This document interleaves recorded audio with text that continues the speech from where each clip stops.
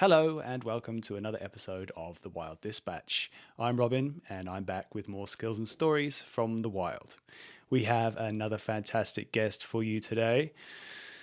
Doug North has actually just got back, well, I guess with the delay of editing and processing that happens in production. He hasn't just got back, but Doug North has recently been on TV, on air, on the very latest season of Alone. That's season 12, the first one ever to be in South Africa, which is very exciting, particularly for me, because I spent a bunch of time over there, so I know exactly what the terrain is like, the animals. I've got some, first-hand experience, so it's a place close to my heart. Doug and I have a fantastic chat today. We cover all kinds of topics, the nitty-gritty of trying to scrape a living in the wilderness in South Africa. And also then we go off into a bunch of other fun rabbit holes talking about our connection with the wild and even a bit of men's mental health too. This season is a particularly good one for reasons I've already explained, but it is not over yet. And if you haven't had a chance to check it out yet, then by all means, head over to the History Channel. The final episode of the season is going live this Thursday. That's August the 21st at 10 p.m. Eastern Time. That's 7 p.m. Pacific Time. Now, we're going to jump into this episode any second now, but first, it's time for a little bit of housekeeping. If you are new to the podcast, then welcome. It's fantastic to have you here. If you could give us a subscribe or hit that button, whichever one it is, whatever provider you are listening to, then that would be appreciated. It means that you'll stay up to date with all the episodes that are coming in every other week at the moment. If you are a returning guest, then welcome back. It would be fantastic if you could do all the things that people who enjoy listening to podcasts do. Give us a good review, give us 5 stars if you can, maybe even write something nice. All those things actually do help with the algorithms and mean that these episodes get pushed out to more people, which means more people become aware, and it means that it makes it easier for me to get hold of more fantastic guests like Doug. Right, I'm sure there's probably something else I'm forgetting, but I'm going to stop waffling now. It's time for the episode with Doug. Here he is.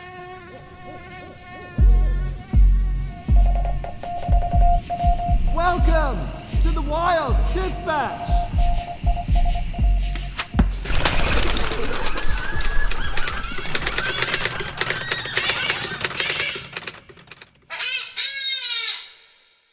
Doug, welcome to the podcast. Thank you so much. There are so many things that we can talk about today, and I'm very excited to go down a bajillion rabbit holes with you.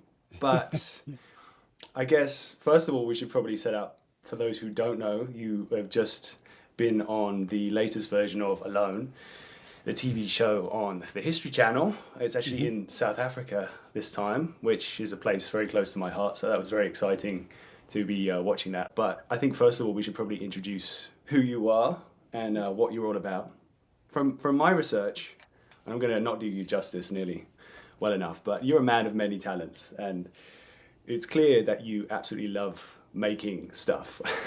Yes. You've got like a long history of making all kinds of different things. Mm-hmm. I've got all kinds of things here written down as notes, like maker, tinkerer, flint napper, also clock maker or clock restorer. Mm-hmm. Yep, Yeah, that's right. so there's Antique so clock. many. I think you also studied archaeology and anthropology, is that correct? I did in college. I did in graduate school. Amazing, yeah. So there's such a depth. I can already see in the background there you've got some artifacts, various different ancient-looking objects there. So I'm sure they'll come up in our conversation.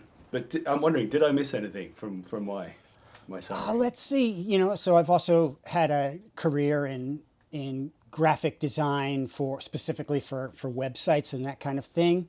Okay. Spent some time doing, sign fabrication. Interesting. Wasn't a long phase, but it was more of that making. Yeah.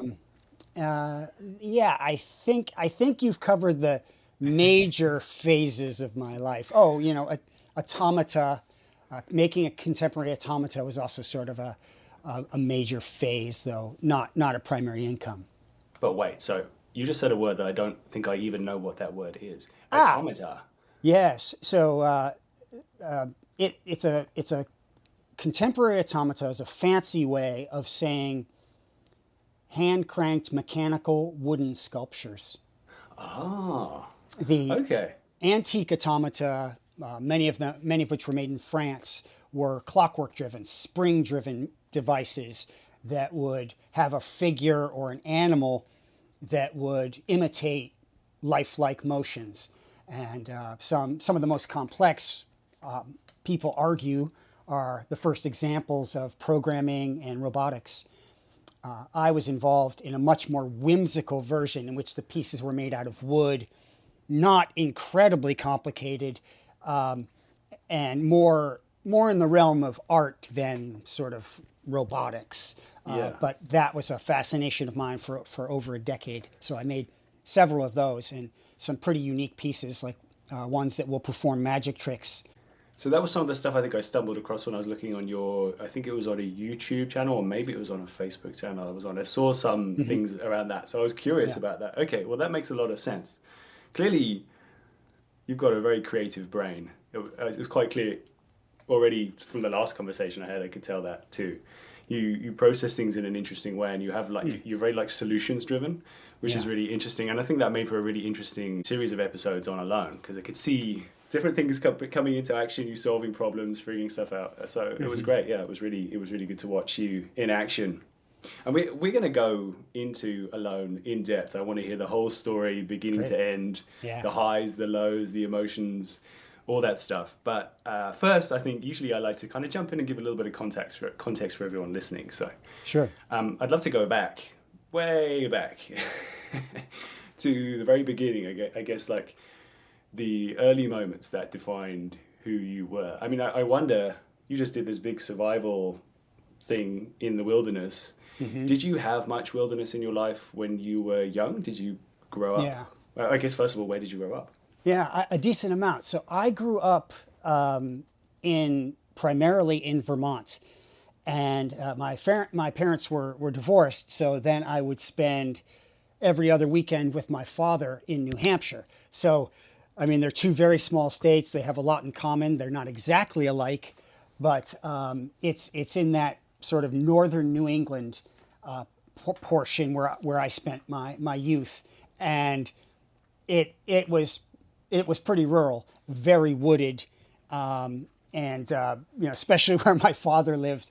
That town had, I don't remember the population, but it was in the hundreds of people. So very rural in the White Mountains of New Hampshire.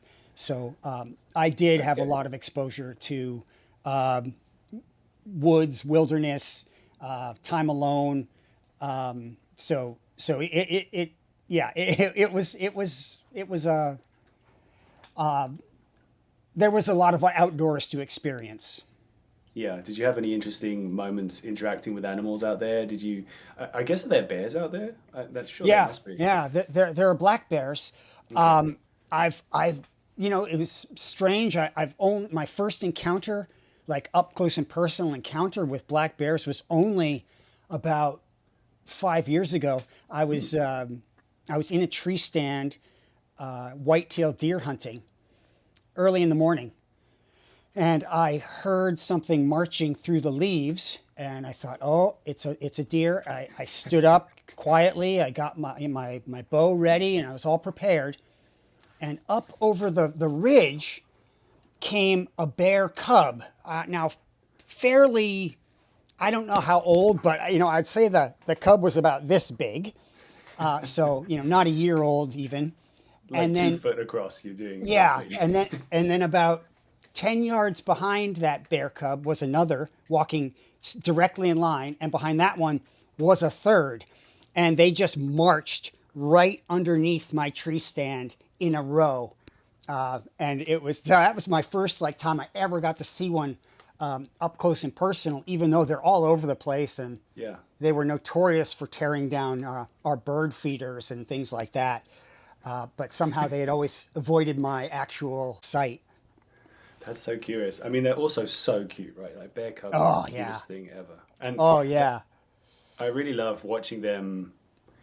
You really see I mean, I guess maybe it's just because it's could be our own sort of manifestation that we're putting in, like when we're seeing things, because they have like arms and legs, maybe a bit more like us. But you can Yeah. see them looking around, thinking, getting distracted, Yeah. playing, do you know what I mean? It's just such Oh, a kind of absolutely.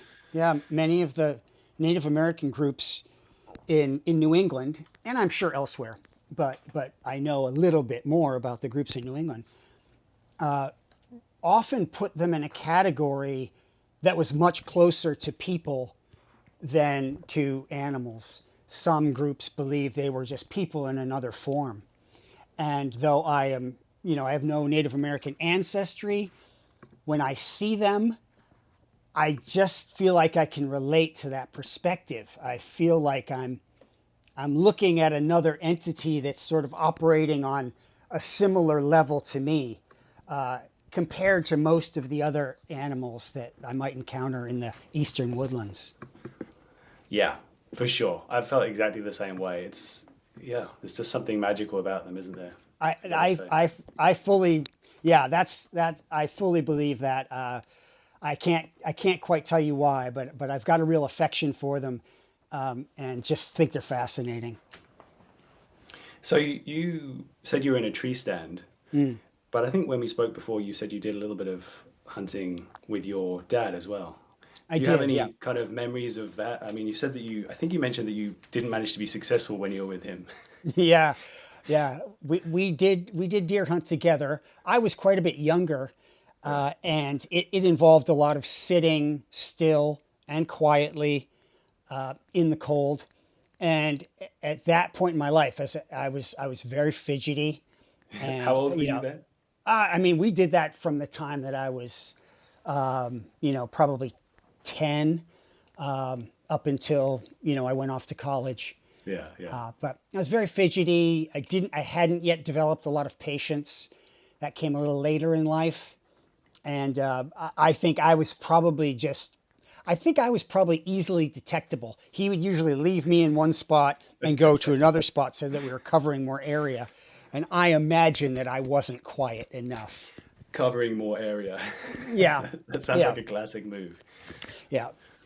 Okay. So were you also a tinkerer then early on, like taking stuff apart and building stuff? Or did you Yeah, kind of I was one half of a tinkerer, and that half is that I would take stuff apart. That's it. I would not figure out how to get it back together, and this was, I'm a little bit notorious in my family, for those early years where I would simply take things apart and then just abandon them. I was very curious about how they worked. I wanted to know, but didn't have that, whatever it Yeah. takes, like either the patience or the guidance, or a little bit of extra background knowledge to figure out how to get them back together again. So Yeah. I was a tinkerer in the sense that I took things apart, but it was only later in life that I learned to start putting them back together again. But I think as well, you've got to before you can get to the point of having the confidence to put things back together, you've got to have the confidence to take them apart, right? If you don't take them apart in the first place, how are you going to learn that stuff? Yeah, So yeah, I guess it's inevitable. exactly, exactly. And in recent years, I've seen a quote that says, if you can't take it apart, you don't own it. And I'm like, That's I a kind of great believe quote. that. I kind of Yeah, it's believe so it. true. I also think that there's just like a far more satisfaction that comes from it, right? Like when you Oh really yeah, in depth understand how something works. And yeah, I very much have spent my early years afraid of taking things apart hmm, yeah, just because it's very hard for my brain to like then process putting them back together again. But yeah, I think definitely starting to get the rhythm of just figuring that stuff out, fixing things, taking hmm, stuff apart on my car and putting it back together again. It's so rewarding when you're like, yeah. okay, no, I have more ownership in some way. It's true. Right, It's right, so and true. such a deeper understanding of not only how that thing works, but the principles that make it work that then are probably transferable to some other thing you take apart. Yeah. So you start to learn, the almost the patterns of mechanics and Yeah. physics, and the wear marks that are left on things, so that next time you go to take something apart, you've got all these little clues that can help you. I was laughing then because I am very far from being at that point, Doug. Yeah. But I like the idea of it, and maybe that's something I can aspire to. Yeah. Oh, I think definitely. I mean, I've certainly learned myself, and it's learnable. I think is my point. It's definitely a learnable thing. Yeah, for sure. I think it's easy to feel like, oh, I'm not technical, or I'm not this, or I'm not that. But I think it's just about time invested and Hmm. being able to be calm and patient and work through stuff, isn't it? I mean, obviously, Yeah. some people are more naturally capable at those things, Sure. but one quick note, actually, I'm just wondering. I think I'm getting quite a lot of feedback from your headphones, possibly. Or is it this? Huh. Yeah, I think it might be. Is that a mic there? That's right. Yeah. Right here. Then maybe that's the thing, isn't it? Do you have like a paper clip or something? Yeah. Maybe like Yeah. that could clip onto your t-shirt. Maybe that Yep. would work. Yep. Let's try that. Look at that. There you go. Pull up a little closer here. This cord isn't. Or maybe pull We this a should keep little. this in for the context. Yeah. This is Right. this is Problem solving in action. in action. There you go. Let's see. I wonder. Oops, I made that a little short. I can't raise my head. You don't need to raise your head. You just need to speak up. I'm hoping that helps. It does. I think it does, definitely. Thank you, Doug. So, I think if you don't mind, I'd love to jump into Alone. Yeah, sure. I've been so Yeah, I excited can to talk talk about to you. that endlessly. This one was special, right? It was in South Africa. Right. I'm curious. Do you know whereabouts in South Africa it was? Are you allowed to say? Because it was like a little bit more cloak and dagger this time compared to previous Yeah. seasons. Yeah, they want to keep the exact location, as confidential as possible. So they're calling it the Great Karoo Desert. It Yeah. might be a little marginal or on the margins of.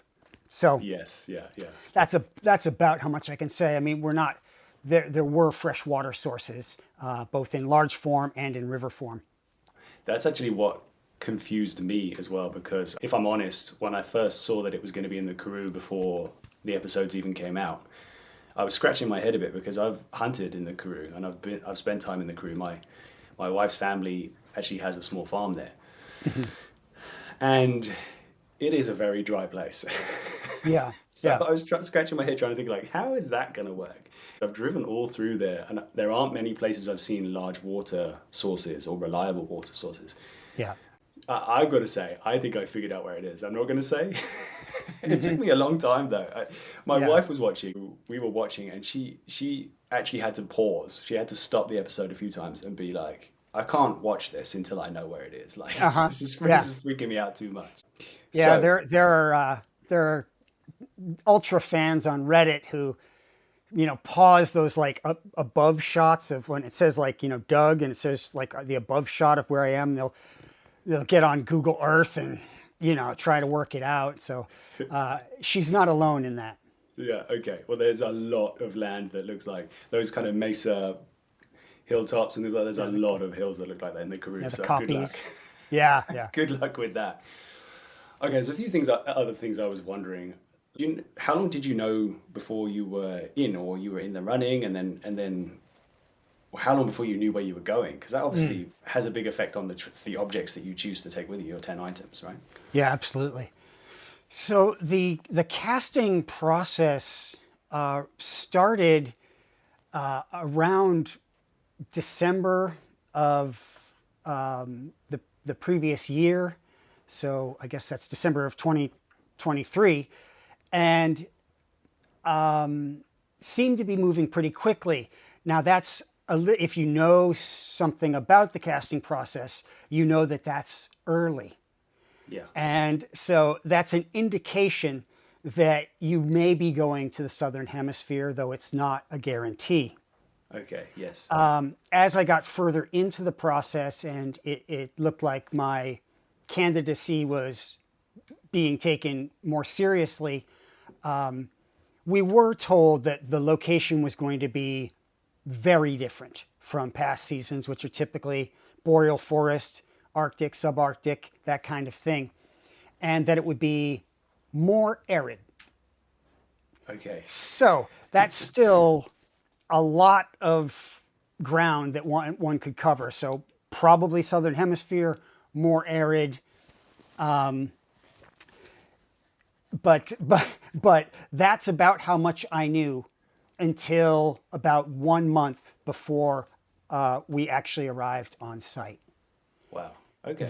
That final disclosure of the exact location only happens when the final 10 contestants and 2 alternates have been selected.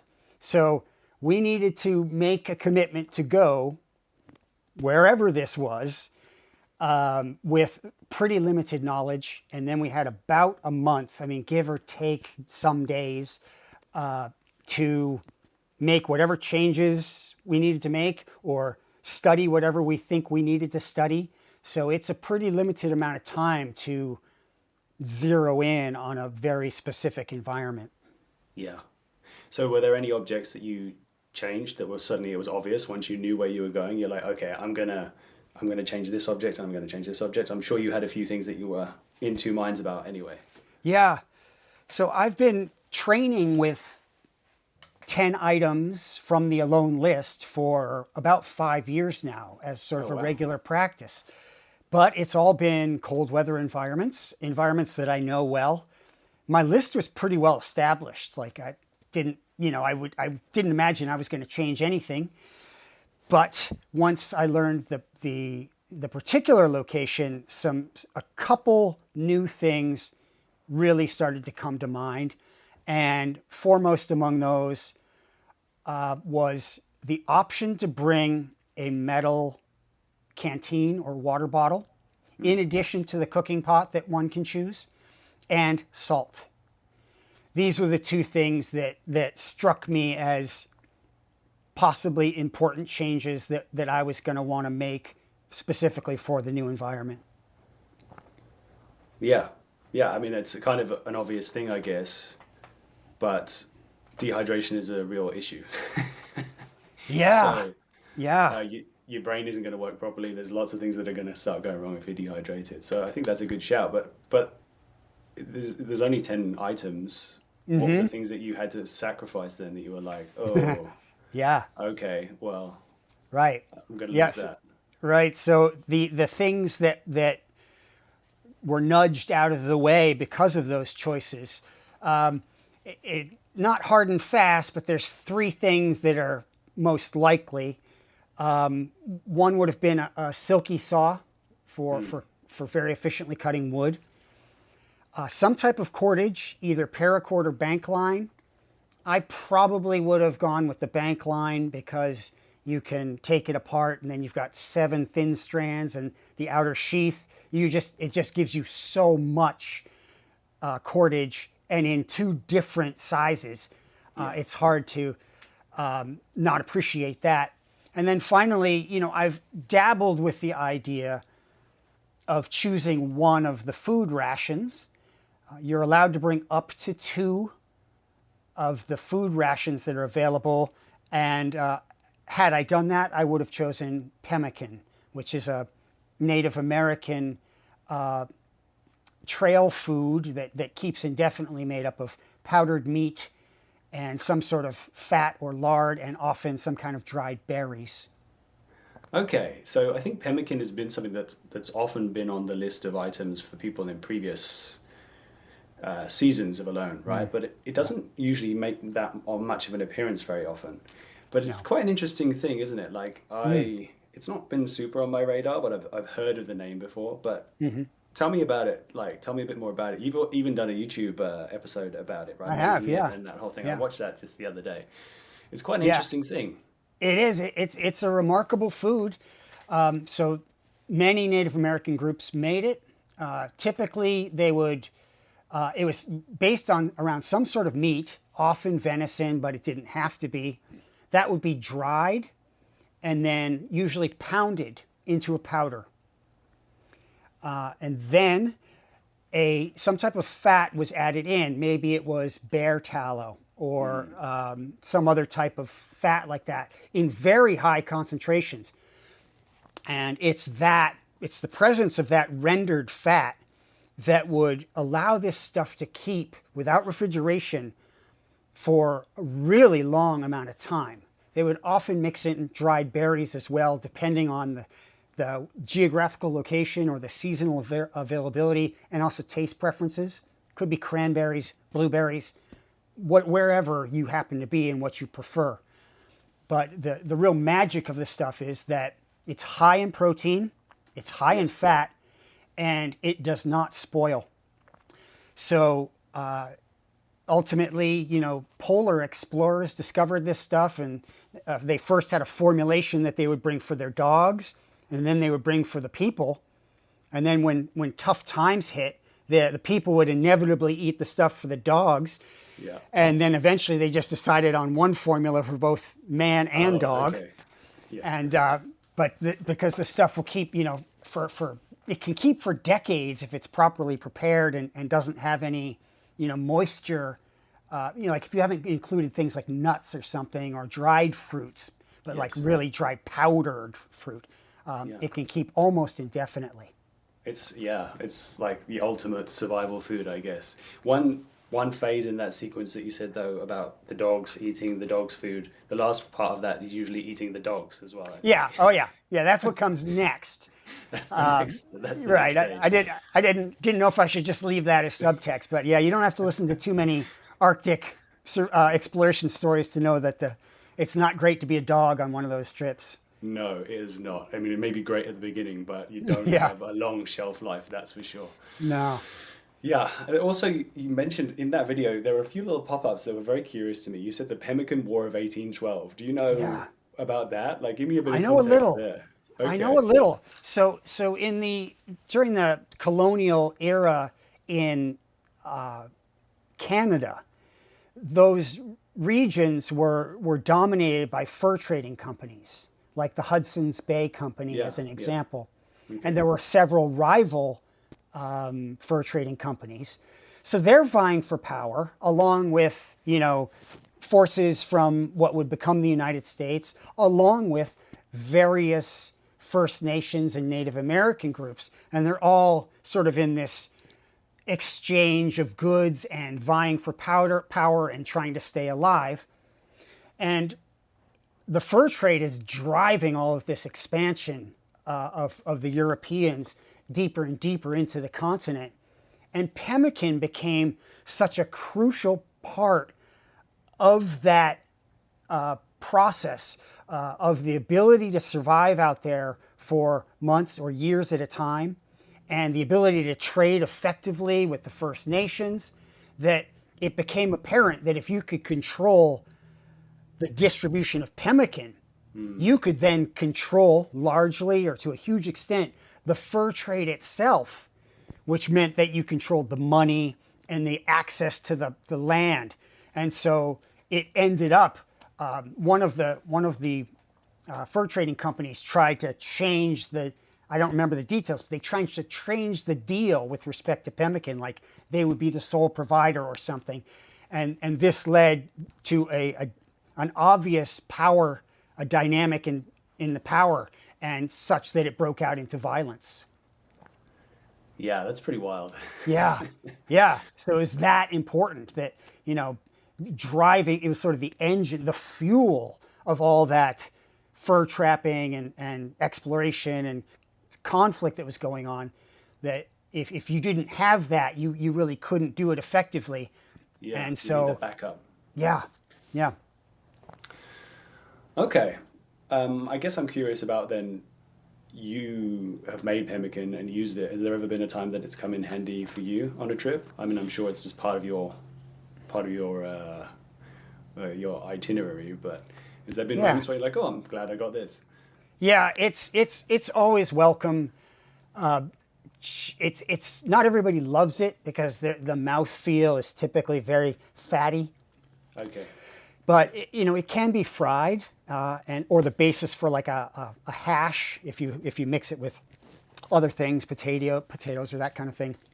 It can also make the basis for a really good soup. You put some of that in, you've already got fat and protein. And then if you've managed to forage something or managed to trap or kill something, then you just add it, and suddenly it becomes more and more rich. So I don't have any moment where it like saved my life or anything, but it is an amazing thing to have just on its own or Yeah. as the basis for something that you can build from. So it's kind of Different variety. remarkable in that way. I can't think of too many other things Yeah, yeah. that function in that way. Well, must be good for morale as well. Like I Oh know yeah. when I'm out on the mountain for a long time, something Yeah. that's really fatty and like just dense is always well appreciated. That's for sure. Oh yeah, it's really helpful in the cold climates.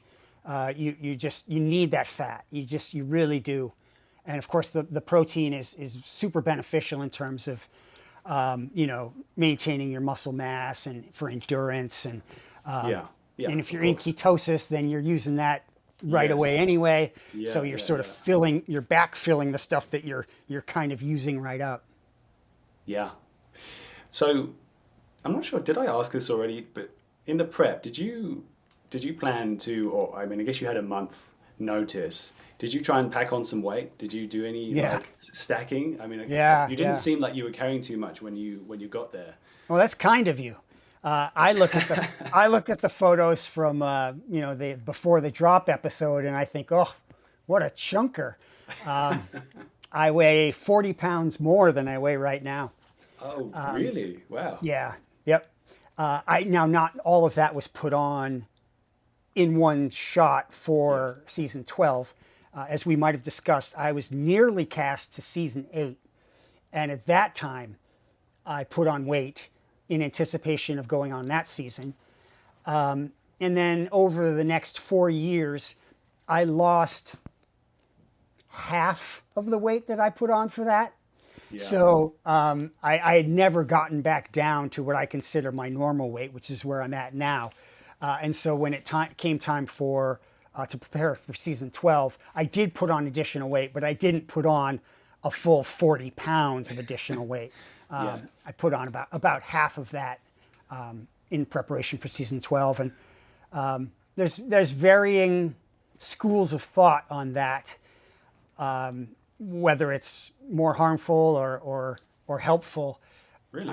It's a complex calculus. Yes, you're bringing more calories around your waistline for sure, Yeah.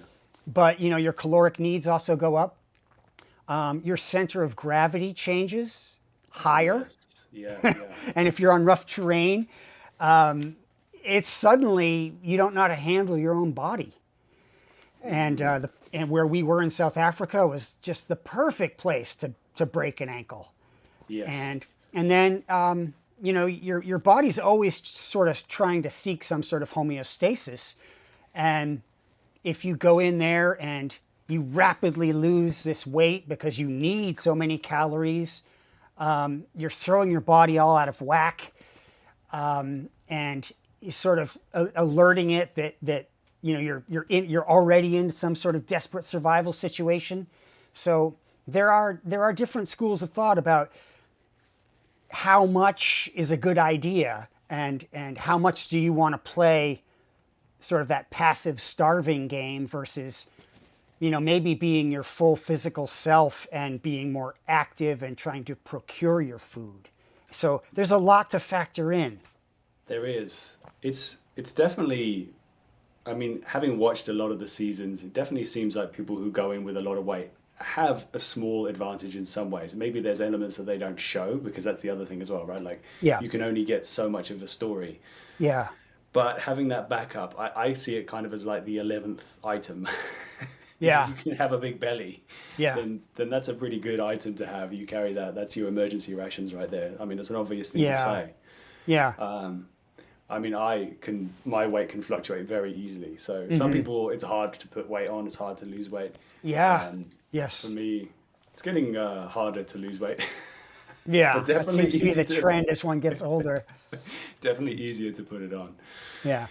So Yeah. then another thing I was wondering is how long, when you arrived in South Africa, how long did you have to acclimatize before the thing kicked off? Was it like a couple of weeks? I think when I spoke to Dave Holder, who's in the training, he said it's usually like a couple of weeks of like getting stuff figured out and Yeah. Well, before first of starting. all, shout out to Dave Holder. Love that guy. He's an amazing person, amazing resource, and I was glad he Yeah. was there.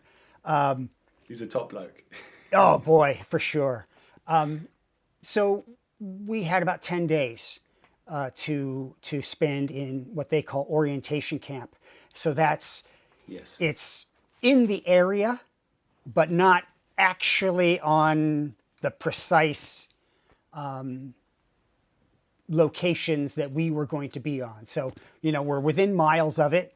So the weather is typical. The plants, maybe typical, maybe not typical. The geography might not be quite the same. The animals you encounter might not be quite the same. So in the area, but not like precisely where we were going to be. Okay. The other thing I was wondering as well is just because whenever I travel over to South Africa, first of all, it's a long journey, right? Yeah. Like for me on the West Coast, even more so, maybe only slightly more, but it can Yeah. be like two 10-hour flights or whatever variety of that. It could be like a 5-hour flight and a 16-hour flight. There's a long Yeah. way. So it's a lot of travel. It's Yeah. exhausting. And then from the West Coast, it can be like a 10-hour time difference. I guess for you, that's like maybe a 7 or potentially 6 or 7 Yeah. hour time Yeah. difference. So your body's going through a lot right in For that. So sure. Yeah. it's good to have a bit of time to get Oh your head yeah. above water. Yeah. So Yeah. so you had They that. yeah, yeah, I was on a 14-hour flight from the East Coast of the United States, 14 and a half hours.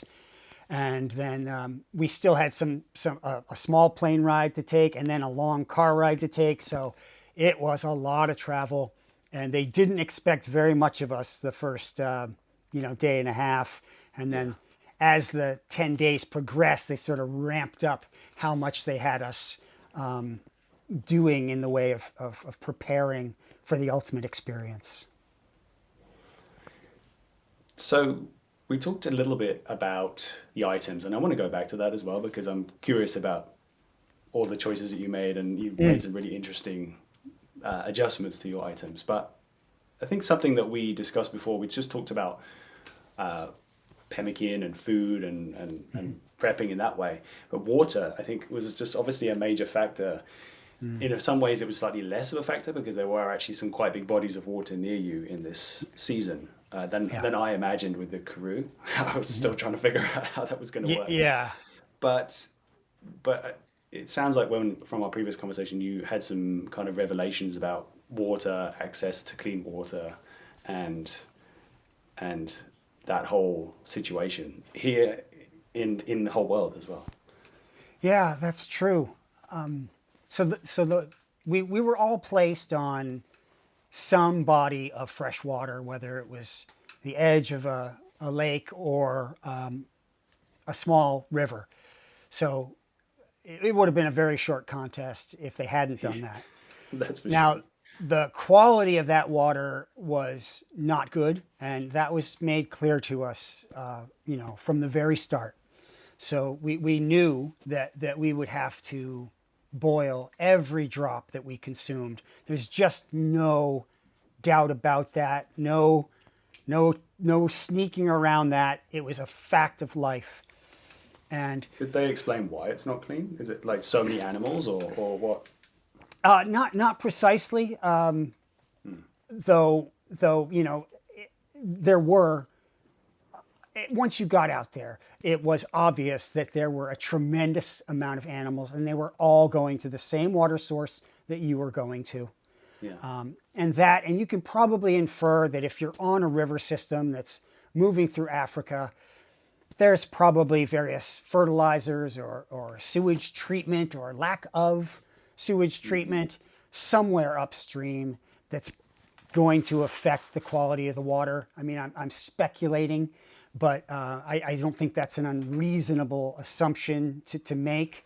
So Not at all. between the human involvement and the huge abundance of game animals, it became clear that was probably the primary concern.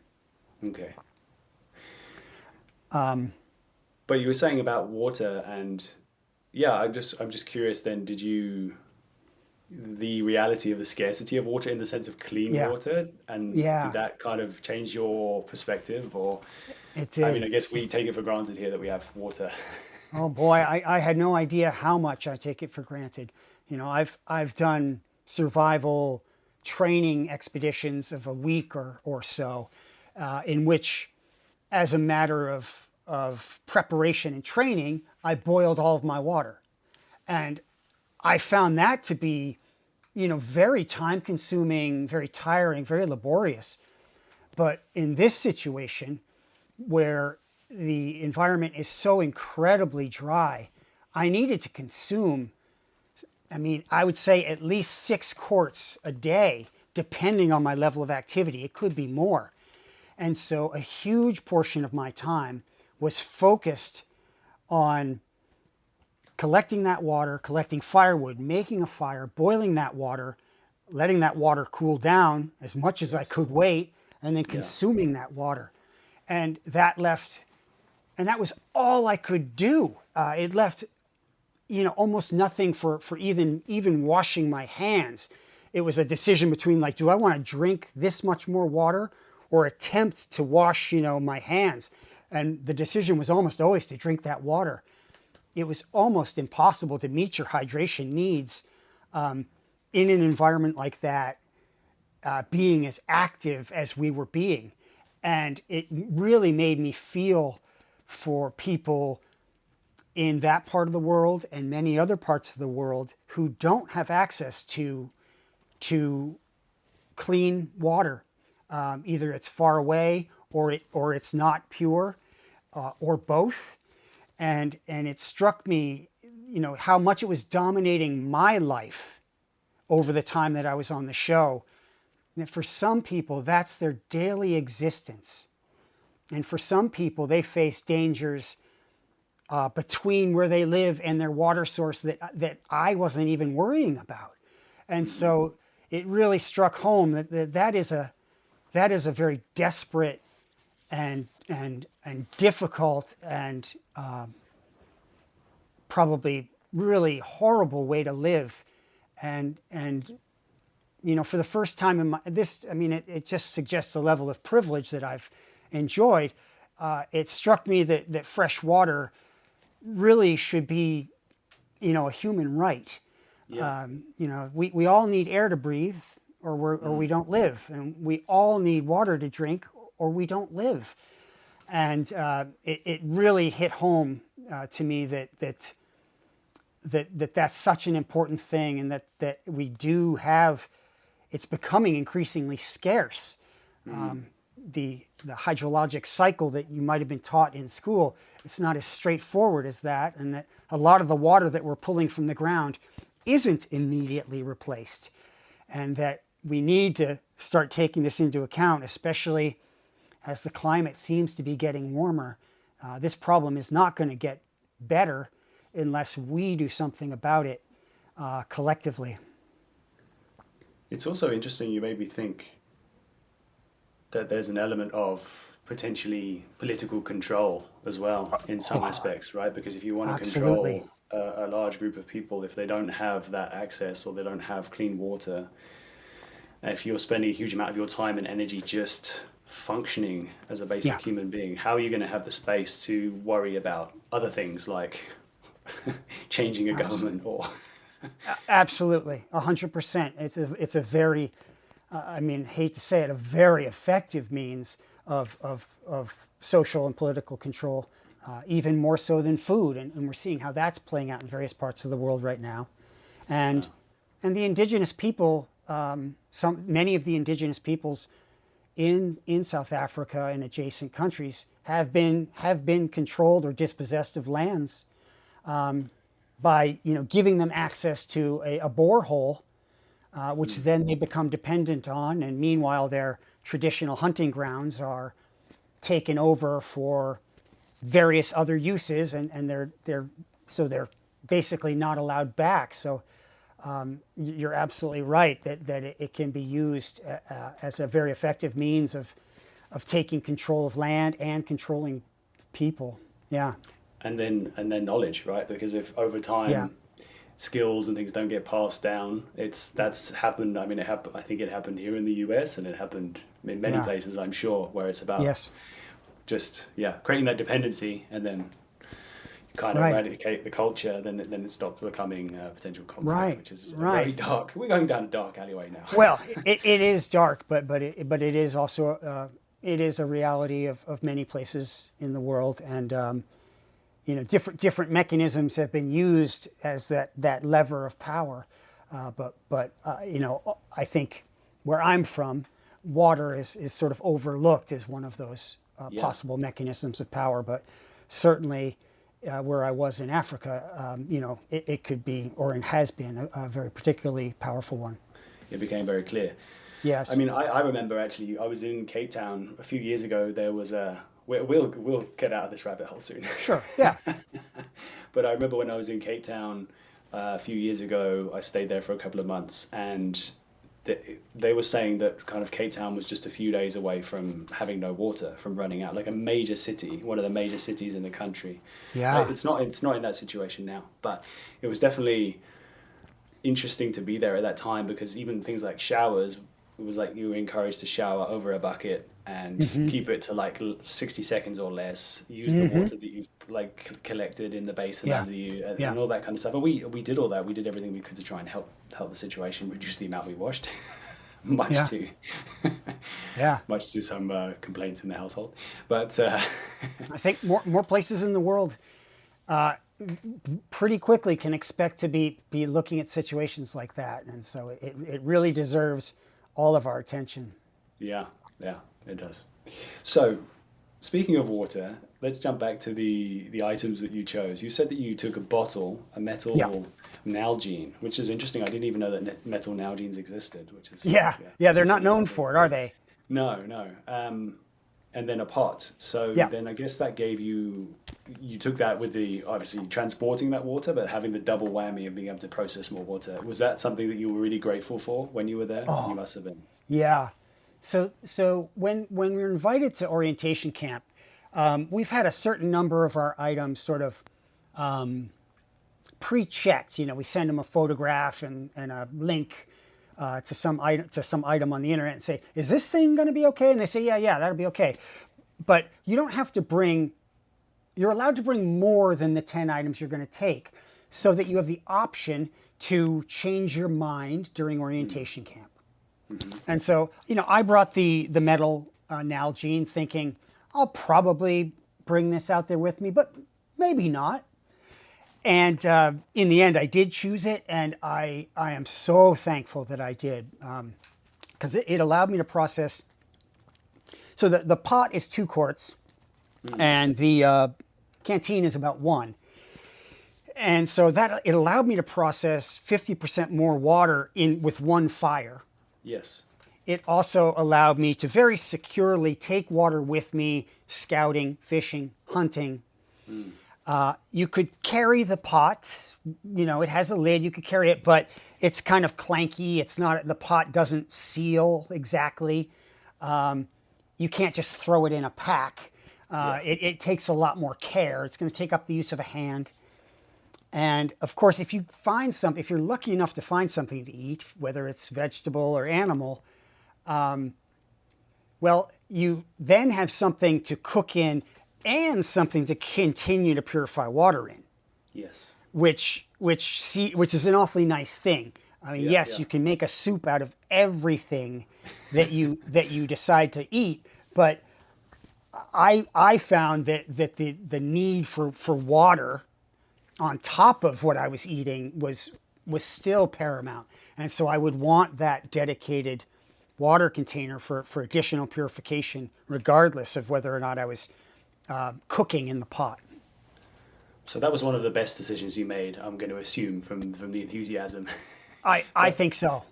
Then I guess, was there anything that you regretted the choice of taking that became clear after a while? Well, this wasn't as useful as I thought it was going to be. I don't know that I would change anything. I didn't use my bow much. That was largely by design. I did take a few shots at cormorants and geese. I didn't hit any of them, but my plan was to establish myself in the area, get a relatively safe temporary camp, scout, locate some good plant food sources, figure out the fishing situation, and then work on a shelter, and then get serious about trying to find a bigger animal. So I wasn't very focused on actually hunting during the time I was there, because I had that planned for the next week or 2 weeks out. And but I took my bow everywhere, Okay, good. because you never know, especially Yeah. with the amount of wandering around that I was doing. There were animals everywhere, and so opportunities could have presented themselves. So while I didn't really use it, I'd take the bow again. But I think that's the thing that probably got the least use. It's one of those things, right? Like you won't need it for 99.9% of the time, but that Yeah, 0.1% that you get the opportunity, it's yeah, gonna like completely change your whole experience. yeah. Total game changer if you get one good sized animal. So yeah, absolutely. I wouldn't go out there without it. But it was definitely the thing that I used the least. I did use it to hold a camera a lot, so in that Yeah, respect, it proved quite it's like useful. a good dolly. Yeah, yeah. Um, so then, you said about animal interactions? What kind of interactions did you have? And I'm curious. Usually, I find when I get into an area in South Africa with a bow, it's like right at the beginning is the best moment because the animals are least flighty. They've not had any exposure to anyone for a long time or at Yeah. all, and that's like you're most likely to make a kill in the first day or two. So did you get like some of those close encounters early on or at any time? I'm sure they probably had encounters Yeah. all the time. Yeah, the answer's both. The animals surprised me in terms of when they appeared and when they didn't.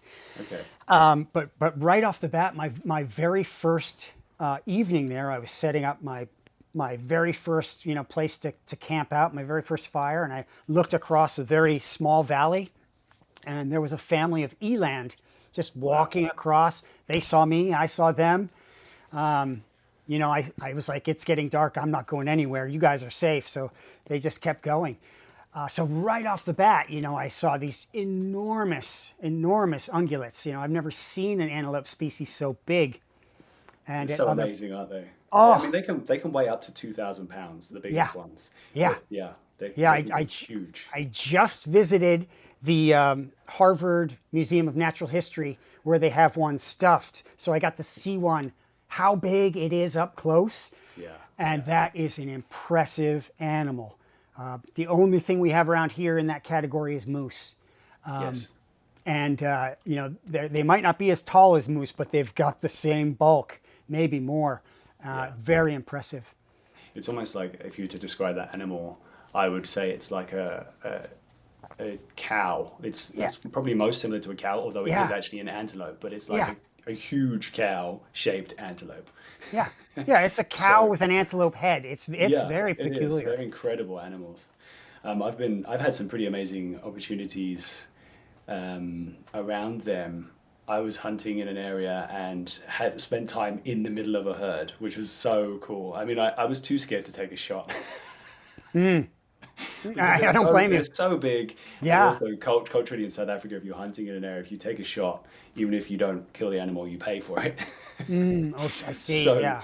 so I was like, I'm not even going to take. I'm not sure which one I'm like. I know I'm not supposed to shoot the main bull because I'll be in big trouble with the owner. But I was Yes. about 40 yards from them, and they're so incredible. Yeah. And also the thing that's interesting about these animals, and maybe you experience this, is that calmness that they'll have when they've not had any kind of alert or not kind of had any kind of idea that anything's wrong. There's this magical time at the beginning where they're all just completely Yeah. peaceful, Yeah. and I could just be amongst them for a while. But what actually happened was that a duiker, which is a very small antelope, I'm sure you must have seen some duikers I over did. there. Yeah. Yeah, they're these little characters. They're about 20 pounds tops. They're Yeah. tiny little, like mini deer things, like antelope. But they do these little alerts. They'll make like a snort or like just a little whistle or something, Yeah. like, I've heard depending on about the which whistle. one. And one of them actually just did that because an eland nearly stepped on a duiker that was just in the bushes. Oh, wow. And that little noise just ruffled the feathers of the group of the eland, and then suddenly they were just a little bit more on edge and looking Yep. around a bit more, and then Yeah. they just became a bit more aware of my presence, and then they just Yeah. sort of they do this thing Yeah. where they just gradually move away, right? They're Yeah. not running, Hmm. but Yeah. The animals are networked. yeah, They're networked. They one thing triggers another thing, and suddenly you've sent a little ripple through this network, and they're all alert all of a sudden. It's fascinating. I mean, I right, know that exists here too, but yeah, it's a different dynamic, and it's so interesting to see. And those yeah. are some very wary animals, I would say, in that part of the world. It's unbelievable, isn't it? So Yeah. did you find that as a big? I mean, having hunted in the States and been in stands and successfully hunted deer, you saw a difference in behavior, or what was it? Just like it's kind Yeah. of they're more edgy, or there's something going on, right? Yeah. I mean, I think they had a sharp eye out all the time. I'm not used to such big groups. White-tailed So many deer, eyes. travel.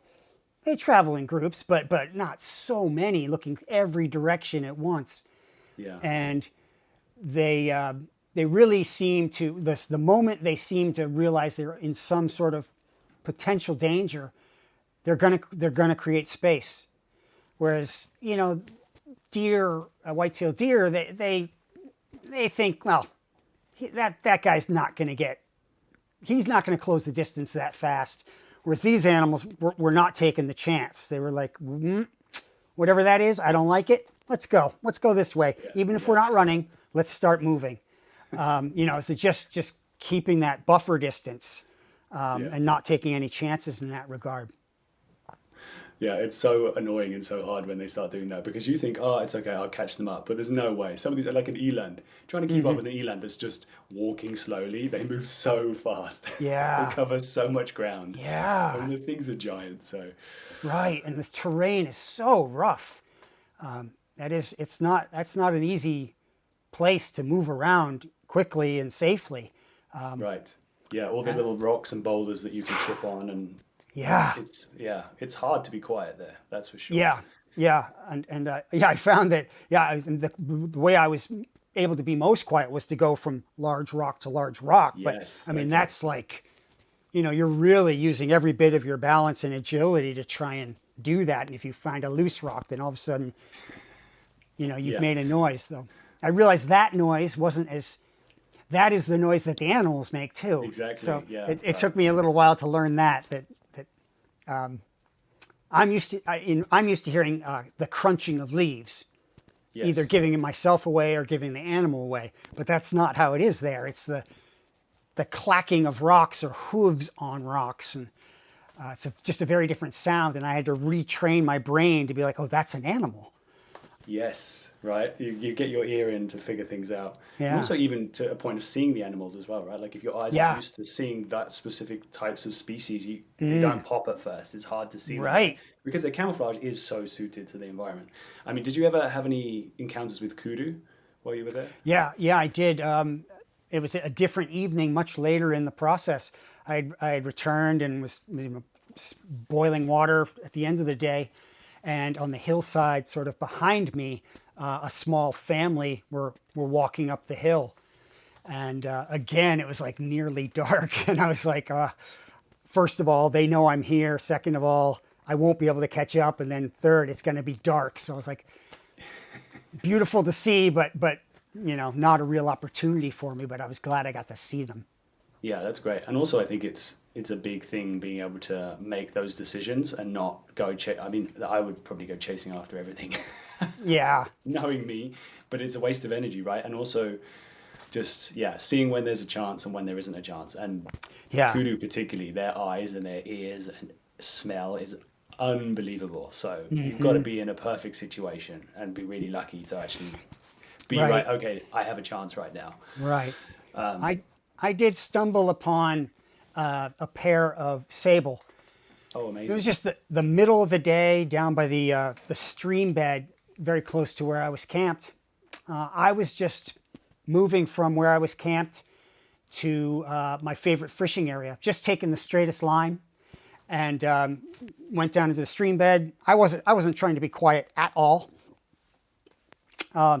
Unfortunately, my eyes were on the ground because I was not only trying to keep my footing, but I was looking for artifacts.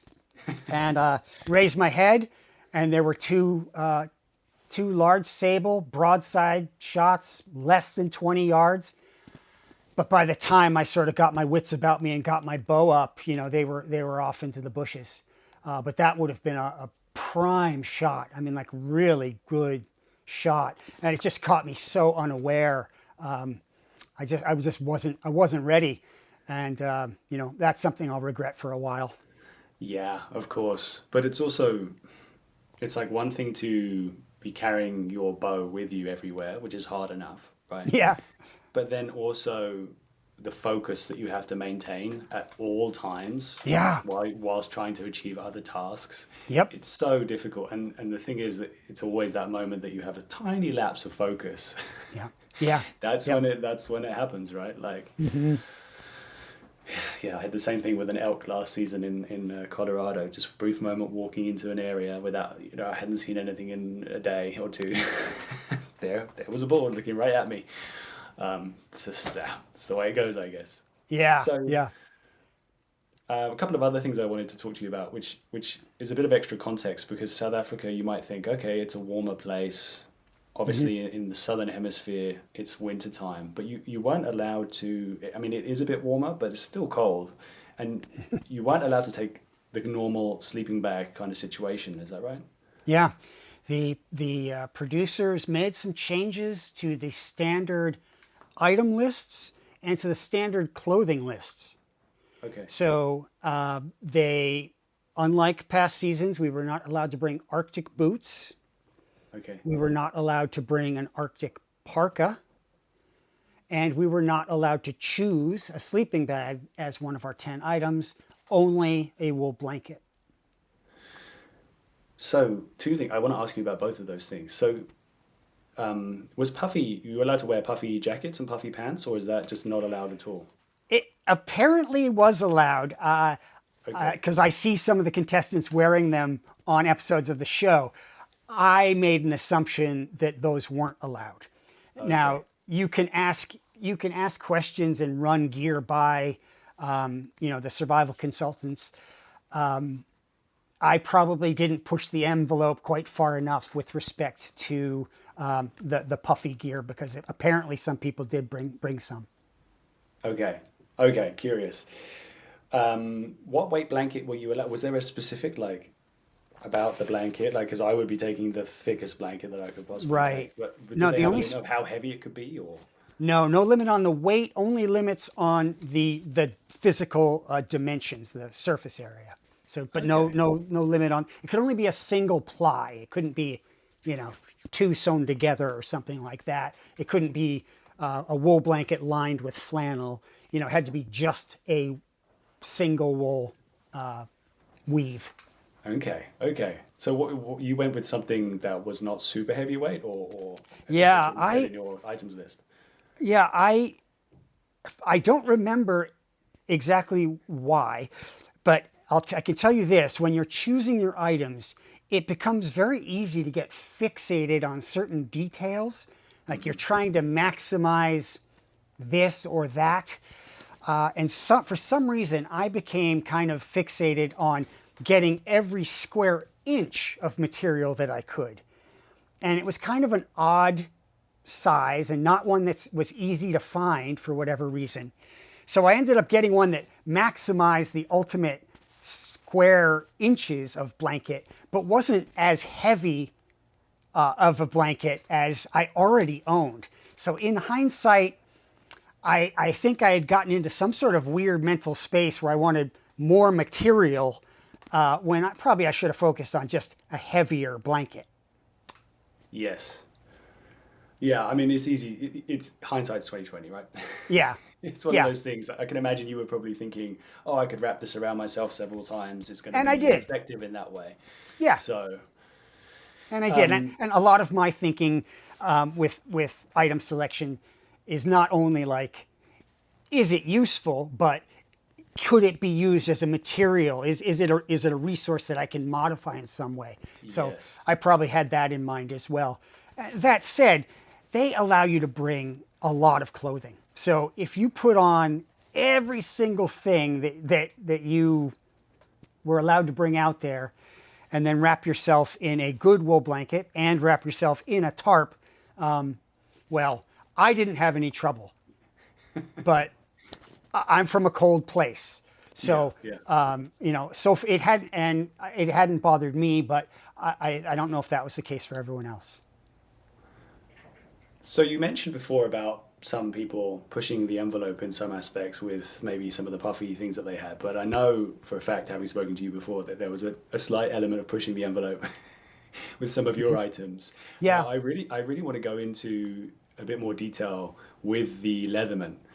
But Mhm. I think what I want to do first is maybe we'll get to that in a second, because you made Sure. this amazing custom Leatherman with all these extra tools and things that meant effectively it was like a tool to mean that you could make tools, which is, I mean, I take my hat off to you on that. But the thing I would love to talk a little bit through is just your experience in general. Like, I mean, you only became aware of Alone a few years ago, right? You Yeah. said to me. And then suddenly that moment that you are like suddenly approached and then you have the opportunity to be there, like day one, you get dropped off. Did you get that drop shock that people talk about? Certainly, when the helicopter door opened and they threw my duffel out, one of the safety consultants comes out with you just for a minute to say, your camera gear is over there, your little fire suppression tank is over there, north is that way, and then gets back in the helicopter, and and you're alone. Like in that moment, I was definitely feeling adrenaline. There's no doubt, no doubt. I wouldn't classify it as drop shock. And the reason I wouldn't is because I had a very simple and definite plan for those like couple of hours after I was dropped off. I was like, I knew just what I was going to be doing. And I set right about doing it so that I didn't have time to spiral out or think about possibilities or to get overly afraid of this or that. So the answer is, certainly a high level of adrenaline, but I think my planning allowed me to sort of just drop into, autopilot and Yes. and go. So you had that system in place, which you actually kind of mentioned earlier in our conversation today. Were there any things which became problematic that were like, oh, this isn't how I thought that it was going to go? Anything that kind of tripped you up a little bit or ended up being a bit more of an issue?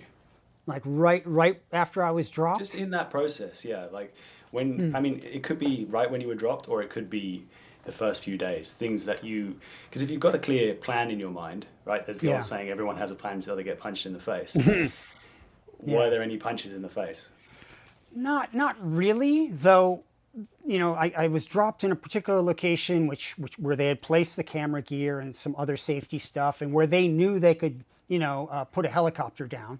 Yeah. And they leave. I film that. I film myself. Film those first few moments, and in just looking around on that beach right there, I didn't have to go anywhere. First thing I could see were, hoof prints this big. Like And what? thought, That's like okay, 8 inches across. like there are buffalo right here, Okay. right Yeah. here. And that was my number one safety concern. So while that didn't change my plan, it sort of put a fire under me like, okay, getting out of here. And sort of brought the reality of the risks like right home, like immediately, like, okay, this is for real. This is the thing I'm most afraid of, and it's been here very recently. So I did have to confront that. To give people a bit of context, I mean, obviously people know they've heard of a buffalo, but an African buffalo is actually, they call it I believe do they call it the Black Death? Yeah, Yeah, they yeah, do. yeah. I mean, I've not been lucky enough to be around them too much. I've hunted in an area where there are some around, but you definitely got to have your head on a swivel because they are cantankerous, Mm, heavy, angry beasts. yeah, Aren't yeah. they? They're We, definitely considered dangerous game. yes, we were we were given some education on them, and I'm very glad because I mean, I grew up around cows, and they don't seem that different from the Black Angus cows that I grew up around. Yeah. But I mean, in terms of temperament, there's a whole different thing. So you've got these huge animals like elephants and rhinoceros, grizzly bears. All of those when threatened, will probably engage in what's called a bluff charge. You know, if Okay. they feel very threatened, they'll come at you. They'll show you how big they are. They'll show you that they feel threatened. They'll make you scared and make you leave. But you know, they've got to protect themselves as well. They'll stop short most of the time. Most of the time. We were told that Cape buffalo have no such thing. If they're coming at you, they're coming all the way at you. Yeah. And there's been an unfortunate newspaper article just in the last 2 days about a hunter from Texas who was stalking a Cape buffalo, and it turned right around on him and took him out. And it's just that sort of thing. Like just they don't take a threat, you know, lightly. They sort of react with like full force. Yeah, it's wild, that's for sure. I don't know if you've ever seen footage. There seems to be quite a lot of footage of those kinds of situations, but usually near misses, luckily. But yeah, particularly, I mean, a buffalo, but then a wounded buffalo. And that's the thing is that if you wound one, and they're very tough, sturdy animals, you wound one and it goes off into the thickest, nastiest stuff. Yeah. You are suddenly in close quarters with an animal that is going to charge you at a heartbeat. Yeah. And yeah, Yeah. I mean, as you said, like they can kill someone easily. So Yeah, it's just a freight train. I mean, it might be a big animal, but it is not something that even a sprinter can outrun. So, No. you know, you would better find something high very quickly because you don't have many other options. So then what did you do? You got there and you saw evidence that maybe this was kind of a regular watering area for those buffalo. Yeah, What were your options? Because I guess you didn't have that much time before dark. right. Well, I had identified buffalo as sort of my primary concern, and my secondary concern were the baboons. Okay. And so these two animals have a couple of very specific behaviors. Water buffalo, or Cape buffalo, I should say, that you know they're very dependent on the water. They have to get water every day. Some of those antelope species don't even need to go to water every day or at all. But they do. They like the shade. They like to wallow in mud, and they need to drink that water. And I saw those prints, so I knew that buffalo were at that location, and there was a decent chance that they would be at that water location again. On the flip side, the way baboons stay safe is they travel in groups, and at night they sleep up on the top of the ridges in the rocks. So I knew I didn't want to be on the water because of the buffalo, and I knew I didn't want to be on the top of the ridges because of the baboons. I knew I would need to be somewhere in between, and I wanted to find somewhere in between that hopefully had some brush, some cover, some acacia trees to make a boma, maybe some rocks to at least put up, rudimentary, not walls, but just obstacles that would slow something down or discouraging it from just walking over me in the night. Yeah. So I knew I needed to find this middle ground with some resources, rocks and trees, and hopefully flat just for the purposes of, spending a comfort. somewhat comfortable night. And fortunately, I was able to find just such a spot, maybe 250 meters from where they dropped me. Nice. Okay. So it sounds like things went as smoothly as you had hoped in terms of your initial plan. Yeah. Were there any moments then where things started to sink in more, like after a few days and you were getting into a rhythm? So talk me through kind of if there were any mental highs or lows through your time there? Let me think about that. I didn't have very many mental lows. I was afraid a few times.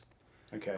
If you want to call those mental lows, I could tell you about those. Tell me about it. When were you Yeah. afraid? I can think of two times in particular, maybe three. About 4 days in, I had stayed in that same location. I just continued to fortify it with more and more acacia branches that I would cut from trees around me to make my boma thicker and higher.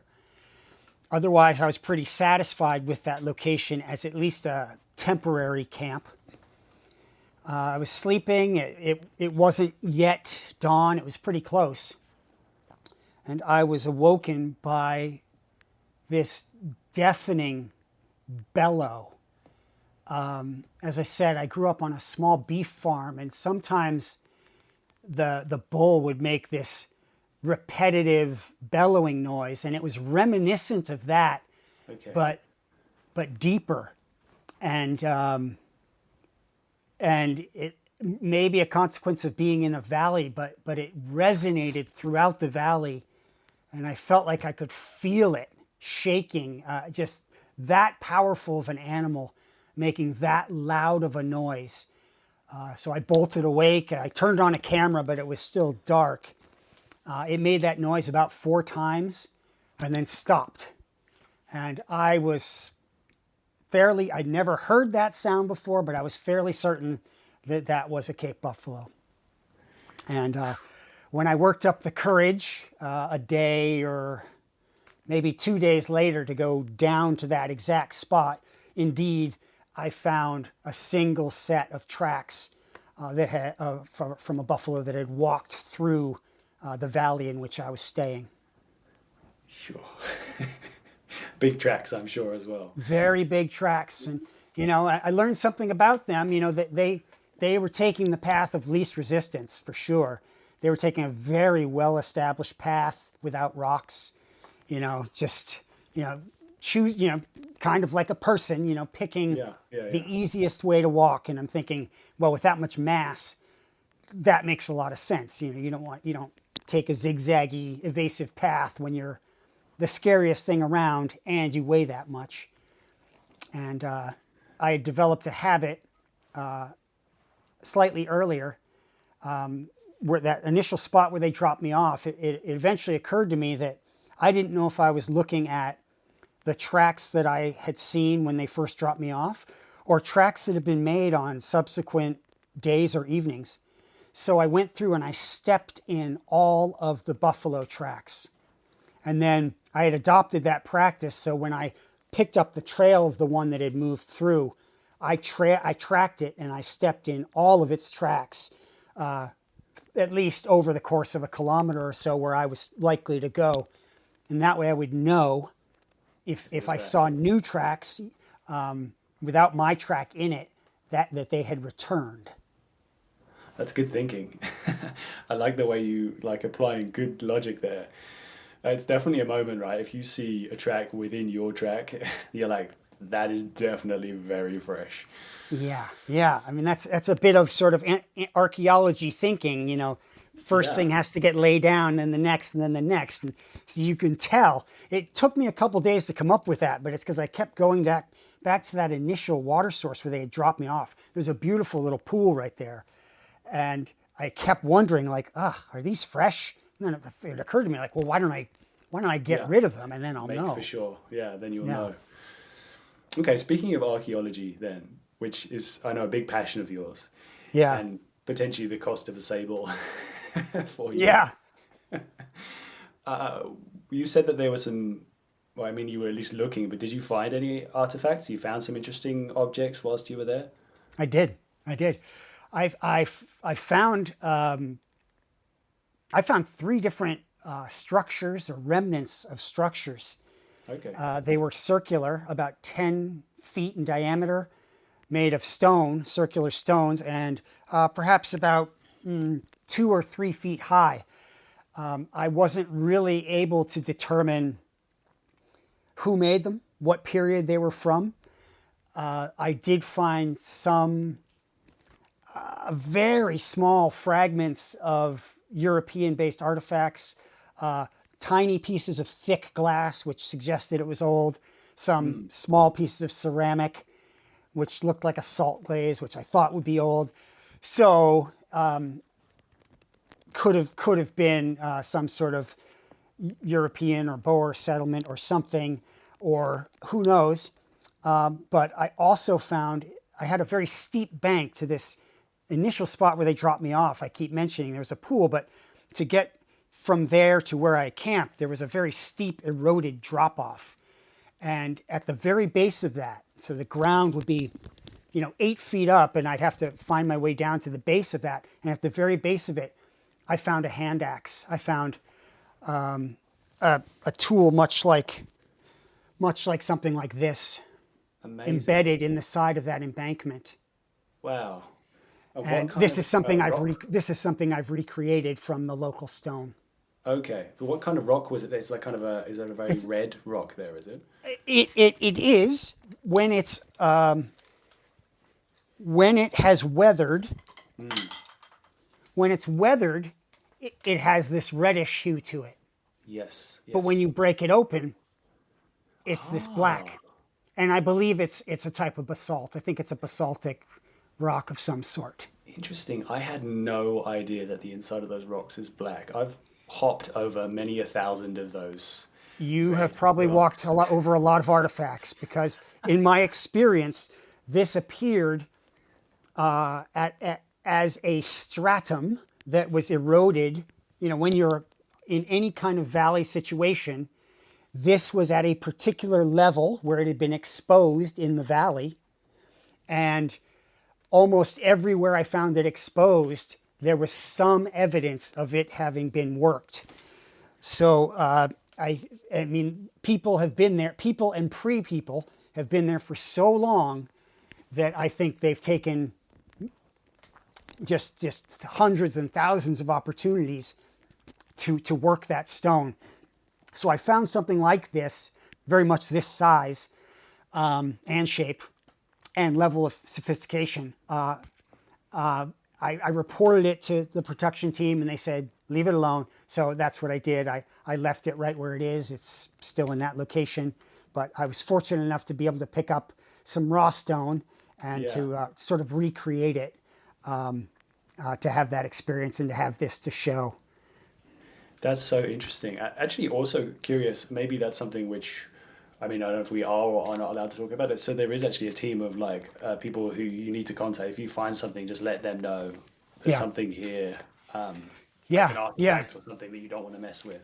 I'm guessing also often the show is in places where it's got a lot of importance. The land has a spiritual importance, or it's indigenous peoples, it has like a value to it in some way. Yes. I'm guessing. So that's interesting. I didn't know that. That is often the case. Now, I'm not privy to all of the cultural sensitivities, but you're absolutely right. And certainly in the cases where they've filmed in Canada, with they're very often on First Nation lands. Yes. And so in addition to following whatever the local hunting regulations are and whatever the show regulations are, the First Nations people can also say, hey, listen, this particular animal is meaningful to us. So even though the Canadian laws will allow you to take it, we are going to ask you not to. This is important to us, so you cannot. And that can go for places too, I suppose. So there are those sensitivities and additional factors that come into play. And that may have been the case with those structures.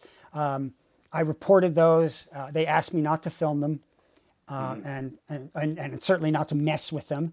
Though in a true survival situation, I would have immediately moved into one of those. Yes. But I would, in this situation, I would much prefer to respect the wishes of whoever it was, and to leave them well alone. It's interesting when you say like a round structure.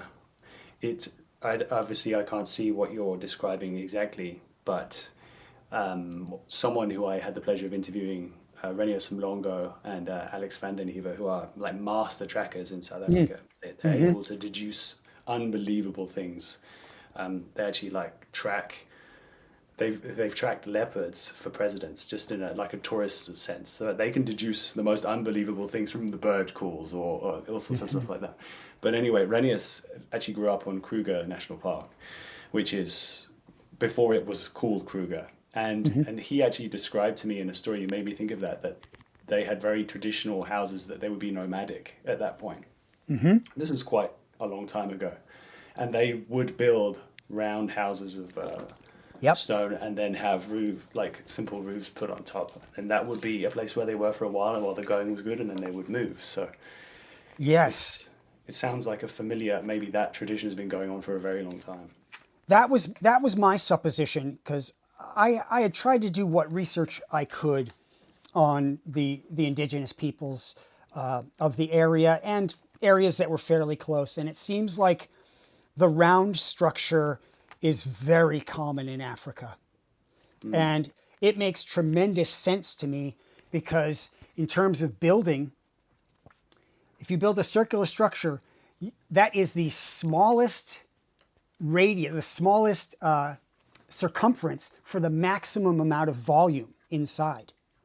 It's a very efficient. It's so you're building the least amount of wall for getting the greatest amount of protected area.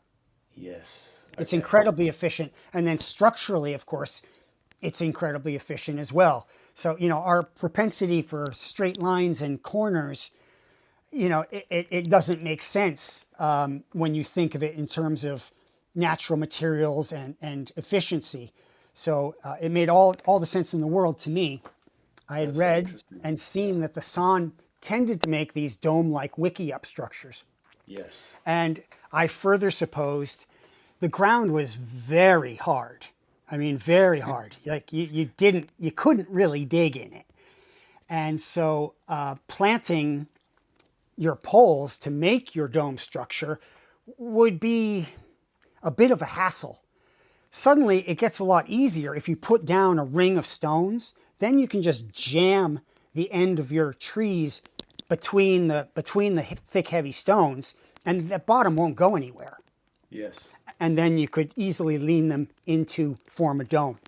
Now that's sort of me speculating, a few different things. Knowing they use this wiki-up structure, seeing that it was hard to dig, there are a lot of rocks, and just kind of making a guess. No, but I think it does make sense. It does make sense. It's interesting as well if you think about teepees as well. They're round. Like it's interesting what you're saying about minimizing the amount of resources to maximize the usable space. It's a really interesting idea I've never thought about before. Yeah, igloos are that way. Wigwams are that way. It's a very interesting principle and very, very clever. It's like square buildings are kind of a luxury of modern, like a frivolity almost. Yeah. That's so curious. Okay, so I guess I have one more question. Other than obviously you had some real realizations about water and access to consistent clean water and the luxury of it. Were there any other revelations or moments that really changed your perspective or surprised you whilst you were there? Yeah, there's something that really stands out to me. So for whatever reason, my upbringing or my constitution or my role models, I don't know, but I've grown up with having a very sort of critical inner monologue. The way I've motivated myself through life is by admonishing myself, by saying things like, you could do better, or, that was very stupid. And sometimes the language is much, much harsher than what I'm saying to you. So for whatever reason, this has been the way I talk to myself and the way I motivate myself. It's been effective to some degree. I've accomplished a lot in life, I think, I hope. Yeah. But I was able to make some sort of shift out there. And I'm not entirely sure what it's all about. Possibly because I was alone, possibly because I was alone but being filmed for this future audience. But I found that I was able to treat myself as a friend. So while I was out there, I just was supportive of myself. Instead of, after losing a fish, and instead of saying, "Oh, you're an idiot. That was so stupid." Why, instead of going into something like that, I found myself saying, "Well, I hadn't gotten that close to getting a fish yet. I'm one step closer to getting a fish. You'll get a fish next time." And it was just sort of a very wonderful way to start interacting with myself and with reality as a whole. Just a lot less stressful and less harsh. And whatever caused it, I mean, I feel very blessed to have stumbled upon that way of operating in the world and in relationship with myself. Do you find yourself falling back into those habits now that you're back in kind of the modern world, or are you able to realize when you're going down that path and kind of adjust your thinking again?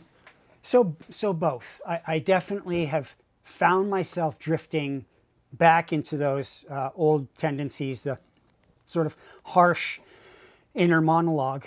But I have also noticed myself catching myself doing it. Saying something like, I drop a coffee cup and I say, "You're such an idiot." And I say, "Hey, wait a minute. Would I say that to my best friend? Would I say that to a child? No, it was a mistake, So I have learned that to catch myself more, and I am conscious that it is a way you can live in that way. I did it for 2 weeks under these very extreme, stressful situations, and so even if I'm not doing it perfectly from day to day now, I know it's possible. I know I can do it. I've done it. Yeah. And so even if it's not fully living it, it's something that I can aspire to, and because I know it can be done. It's inspiring. Yeah, it's amazing how perspective can change, and the world is actually a very consistent and sometimes indifferent place, but the way that we see it and the way that we process it can be so vastly different just based on some electrical signals in our brain, which we do have some more control over than maybe we think that we do. Right. Do you want to adjust your thing? It seems like it's pulling your earpiece out and all kinds of stuff there. Sorry, I know you're uncomfortable. So whatever you need to do, man. Yeah. All right. Sorry, I'm going to come a little bit closer. Okay. Give myself some slack. Don't you worry. All right. You do. This is great, man. This is good. All right. Yeah, it's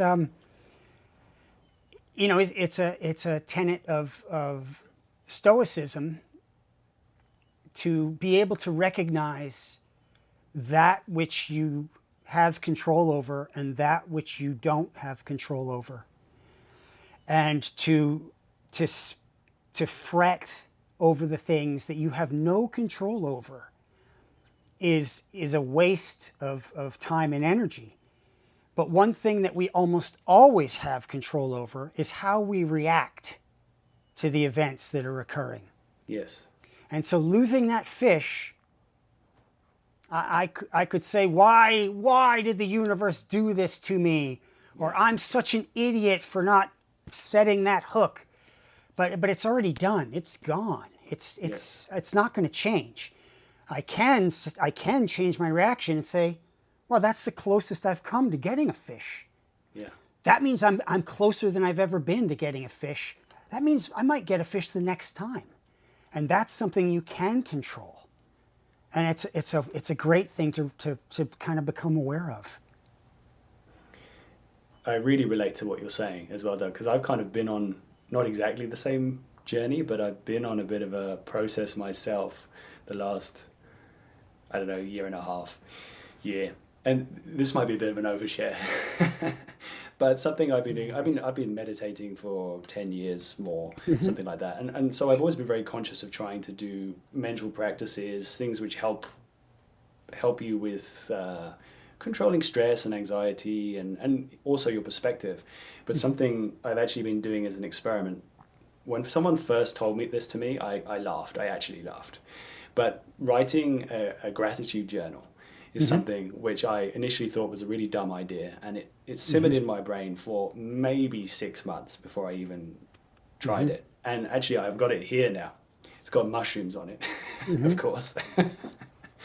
And so I make an effort every day to meditate, but also then to write, just try and think about and write some things that I'm grateful for every day. And it was really difficult at first, and it was hard to find those things. But then it's actually weirdly become a real joy. Yes. To just kind of become absorbed thinking about and almost get carried away thinking about all the different things. And being able to just write like almost, maybe a page of things that I'm grateful for. And the way, and actually directly, immediately feeling how that makes me feel in the moment of those 5-10 minutes that I write. It's unbelievable how much it can change your perspective on everything. And now, whereas I think before, and obviously there are outliers in this, I'm not saying I'm perfectly happy all the time. There are definitely moments of depression or grumpiness or whatever you might want to call it. But looking around at the world and actually actively searching for things that I'm happy about or I'm grateful for, it's weird. It's like I've trained my brain to see things that way. And it sounds like that's kind of the bit of the process you went through when you were there. I actually practiced listing things that I was grateful for when I was in my sleeping arrangement every night, staring up at that beautiful, beautiful, amazing southern sky. I would just list it. They didn't show any of this on television, but I did it every night. And even if it was repetitive, I would just do it. And it's always uplifting, and it can become a very positive creative process to like try and think of things that you're grateful for that you haven't even thought of before. And it can be endless, and it's an amazing practice. Yeah, like a powerful tool as well. I think that's really the thing, right? It really if you is. These tools exist, and they're in some ways, I'm sure, probably very ancient tools. But yeah, I think just knowing that those things exist also gives you confidence that if you're going through a bit of a tough time or outside factors that you don't have control over suddenly put you in a difficult situation, knowing, okay, well, I've got these things out there which can keep me level, and it doesn't have to be the worst thing ever. Times will change. It's just, I think that gives you like an extra confidence in life. It definitely does. I've got another one for you that's very easy, and that can be applied sort of like in the moment of a problem. And that is to ask yourself, so you've run into something, it's terrible, it's bad, you're not feeling good about it.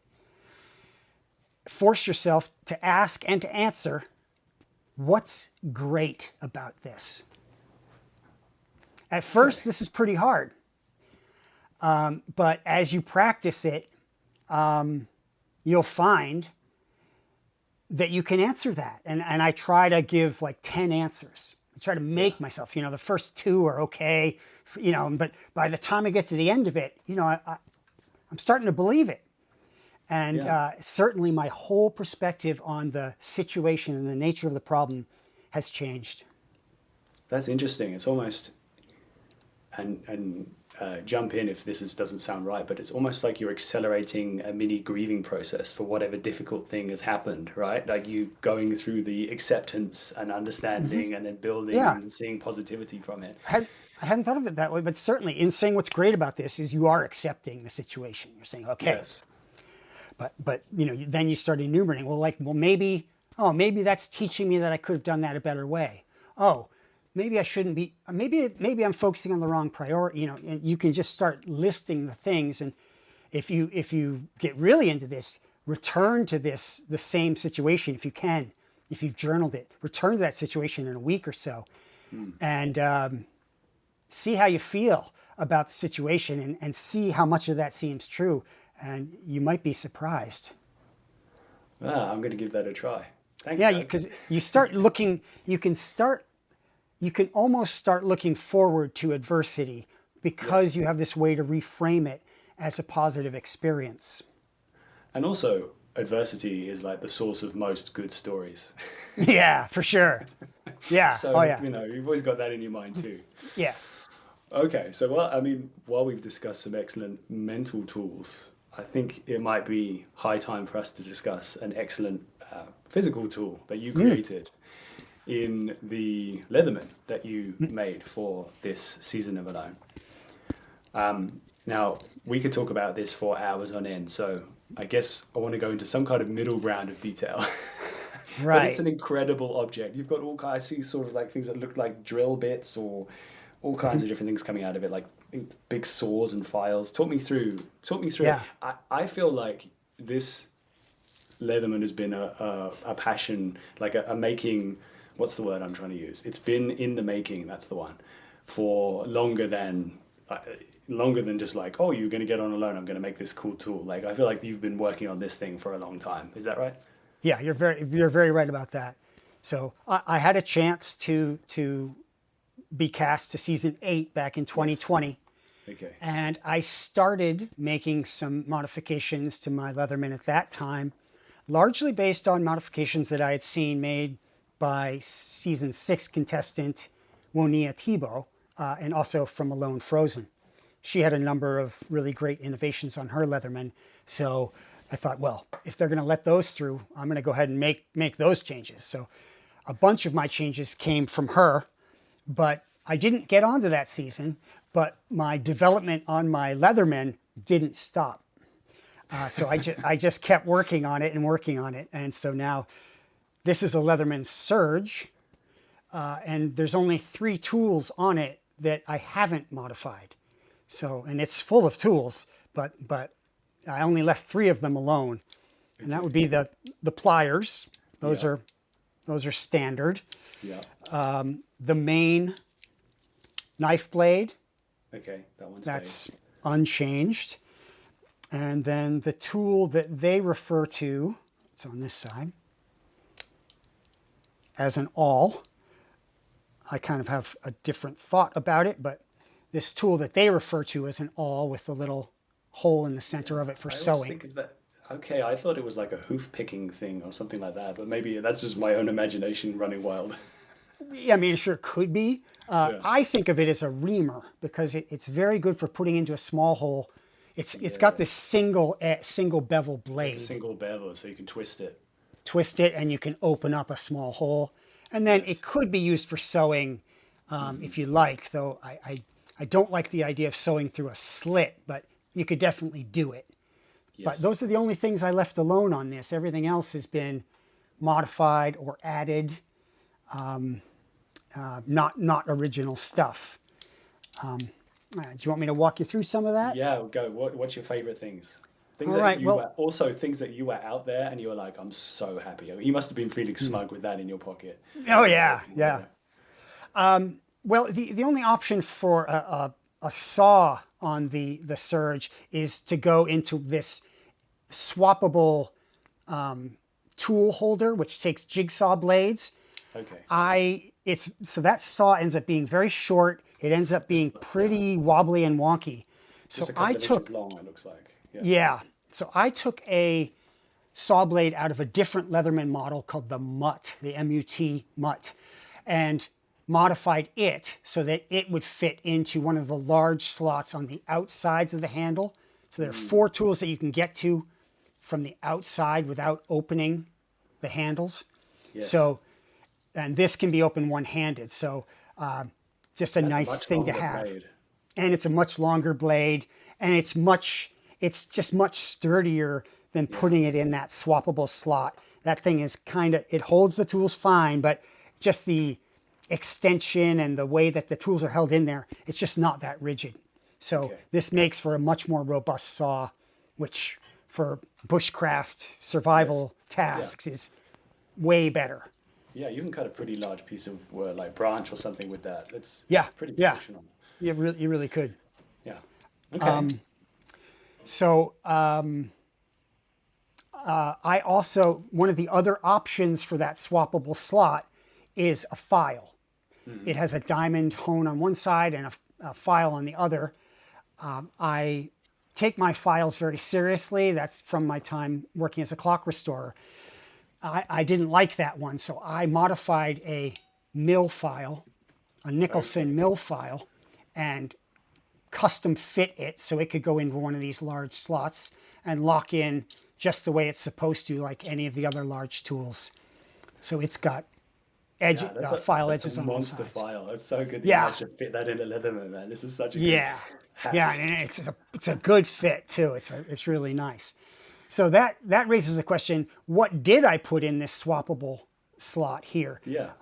And I chose two different types of. I chose between two different types of drill bits to make large holes. This was my first idea, and it requires that you take the bit out and make a brace and bit to drill. This is a 5/8 inch bit. It works pretty well, but I ultimately decided to go with this one, which is a 3/8 inch bit. And the reason I went with it is I discovered that if you mount it into a spindle and then arrange it into a bow drill like you're making a friction fire, this can drill a 3/8 inch hole very quickly. Okay, nice. And this is exactly how the ancient Egyptians drilled holes. So it's tried and true. It's been thousands of years in the making, and it's almost like having a power drill out there because you've got the mechanical advantage of the bow making this spin so fast, and you've got the downward pressure that you can apply using a bearing block. So it really works quite well. You can't use it in the tool wouldn't hold up to it. But if you need to drill a lot of holes, it works great. So did you make some tools then, like whilst you were there? Because I love that principle that you had, like it's a tool for making more tools. Did you manage to have time to do that? Or I guess you were so busy, you said running around getting water and all the other things, right? Yeah, I didn't. I collected some scrap metal, but had it set aside to make something. But I didn't. I started to make a rabbit stick. I didn't finish. I was well prepared to make more tools, but I really didn't end up doing much of it. So, it's embarrassing to say that probably a stock Leatherman would have been fine, but But at least though, it's better to be prepared with things and yeah, not need yeah, them than not yeah, have them, right? At yeah, least I yeah, think for sure. going in mentally, that's going to help you a bunch too. Yeah, yeah, yeah. I was prepared to do all kinds of stuff, and whereas if I would not have needed, a Phillips head screwdriver for anything, Yeah. So I was very well prepared to do all kinds of crafts. I just didn't get to very many of them. So I guess one more thing I wanted to ask you about with that Leatherman, as you showed me before, is that they're the orange handles that are on that Yeah. Leatherman. I like the pièce de résistance, in my opinion. It's a great addition. So talk me through. I mean, I'm sure they provided extra grip, but that's not all they did, is it? Yeah, yep, right. So first of all, it's really easy to lose things when you're, in the backcountry and trying to get 1,000 things done, trying to survive and trying to film everything. It's so easy to misplace things. And so making them bright orange is just a huge help to not lose one of my most valuable tools. Yeah. If you've ever used a Leatherman for a large project and done a lot of carving, you find that it's really not all that comfortable. And adding these rubberized grips actually does help considerably because you don't have to grip it with such a death grip. These really help you keep a hold of it without, kind of doing the death grip on it. And then finally, these are made with a thin sheet of metal that then is dipped in Plasti-Dip to build up the layers. And I was able to take full advantage of that in making, for example, this fishing lure, which is the missing piece you see right here. This was that piece right there. I simply punched a hole in this end and in this end, attached a hook here, and I had a brightly colored spoon that actually did attract the fish. So I'm quite happy with how that worked out. Yeah. So you caught fish with this. You caught fish I with did. that. Yep. That's amazing. Yep. That must be such a good moment. Yeah, they don't feature it much in the show, but at one point I'm picking up a catfish and I say, I think the tables may have just turned, and you can see this sticking out of the fish's mouth. Yes, I remember that now. So good. We'll see what the rules are next time. Yeah, I suspect this might be in the "this is too good" category, because it is sort of like bringing fishing lure with you. But still, though, yeah. I mean, like, to be honest, you made the modifications to it on site at the, in the Karoo, right? Like, you punched the holes, you did that stuff. So you had something in your mind, but like, how could you possibly? You can't say, "Oh no grips are allowed" or anything, right? So I don't know. Now we will see. I might just get away with that one, though. I mean, I certainly did for this season, but they add new rules every year depending on what people have figured out and how they weigh it against fairness and what they want to see from people on the show. So we'll just have to see how that goes. So there's something that I wanted to ask you a little bit about. Like, I see when we're talking now, like the excitement that you have in making things and the passion for projects, and it's fantastic. It's contagious. It makes me want to go and look at my Leatherman now with more detail. Yeah. But you also, I mean, like, that's a pretty advanced thinking, modern piece of technology you've got that with that Leatherman. But you also have this, like, dare I say, obsession with traditional skills, and a lot of the content that you have on your YouTube is showing these skills in action. And I'd love to go through your thoughts on some of those things. Like, it's really interesting, like the projectile weapons that you make, and kind of the historical references that you make when you make those, and also making arrowheads from all kinds of different things, obviously from obsidian, but also from like glass and waste that's thrown away and stuff like that. So yeah, I mean, it's super curious. I've given you a bunch of things there, but like, whatever. Where do you want to start? Because I like all of those. And making fire as well, right? Like my favorite. The art. Well, let's start there. The art of making fire. I think I really, my passion for primitive skills started with learning how to make friction fire, and that began with bow drill. It's something I had heard about as a kid. And then in my 20s, I had dedicated one full day to trying to make a bow drill fire based on instructions in a book. The internet was just starting. There was no YouTube. As far as I know, there weren't videos showing how to do it. So I was going entirely based off of written instructions in a book. And I couldn't do it. I couldn't figure it out. In hindsight, I probably had succeeded, but the critical thing that I didn't know is what success looked like when you had managed to achieve a smoldering dust pile. Okay. When you have made that dust pile start to smolder on its own, you have created the beginnings of an ember that can be blown into flame. So I was looking for flame or something like a spark, or I didn't know what I was looking for, but really you're looking for a little pile of wood dust that is smoking on its own like a small cone incense. It's just that. Yeah. And you give that some space and some time and a little bit of air, and suddenly it turns into, a cherry like the end of a cigar, a glowing red cherry that then you drop into a tinder bundle and you can blow into flame.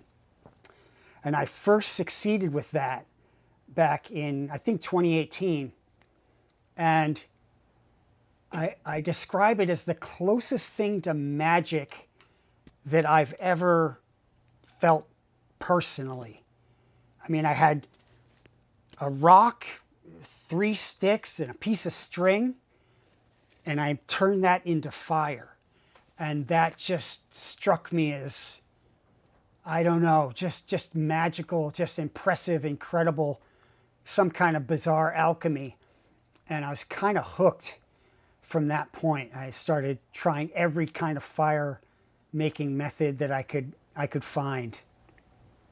It's so interesting how I think there are some things primeval, primordial, I don't know exactly what the word is I'm thinking, but in our minds, things that just feel good, right? They're basic skills. And I'm sure I haven't played around with making fire myself, other than like the easier ways, of course, but I can only imagine how satisfying that is on a purely basic level.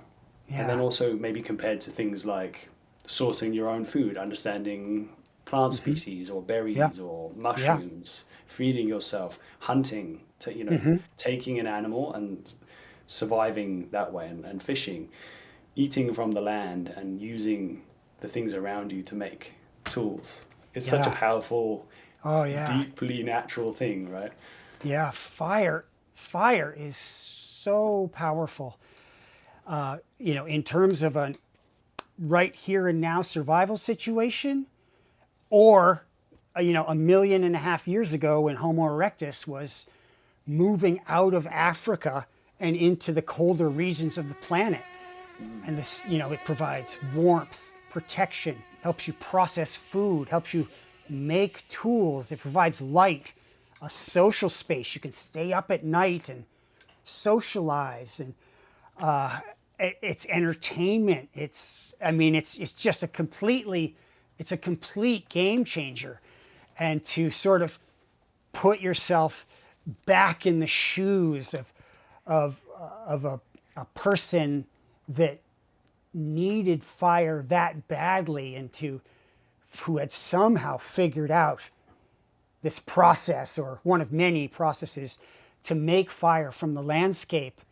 For me personally, I feel a connection, even though I don't know them. I'll never see them.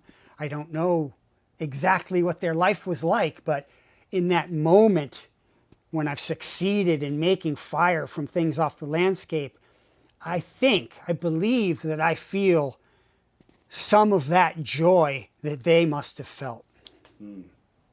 Yeah, absolutely. And that connection, I think, it's a powerful thing.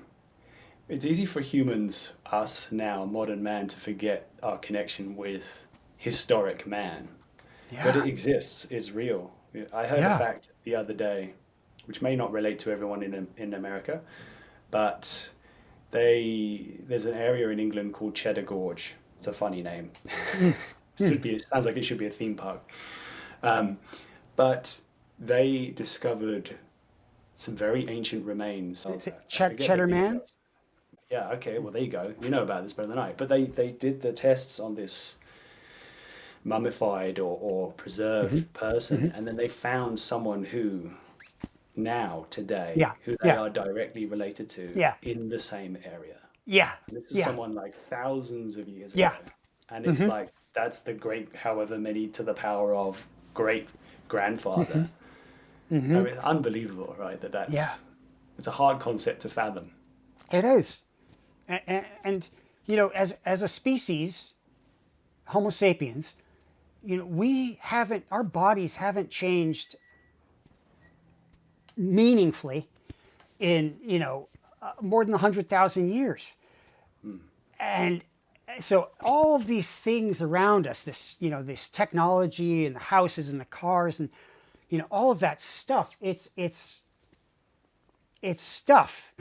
We are no different, and that means that people just like us knew how to survive and thrive all across the globe with things that they could find and modify in the natural environment.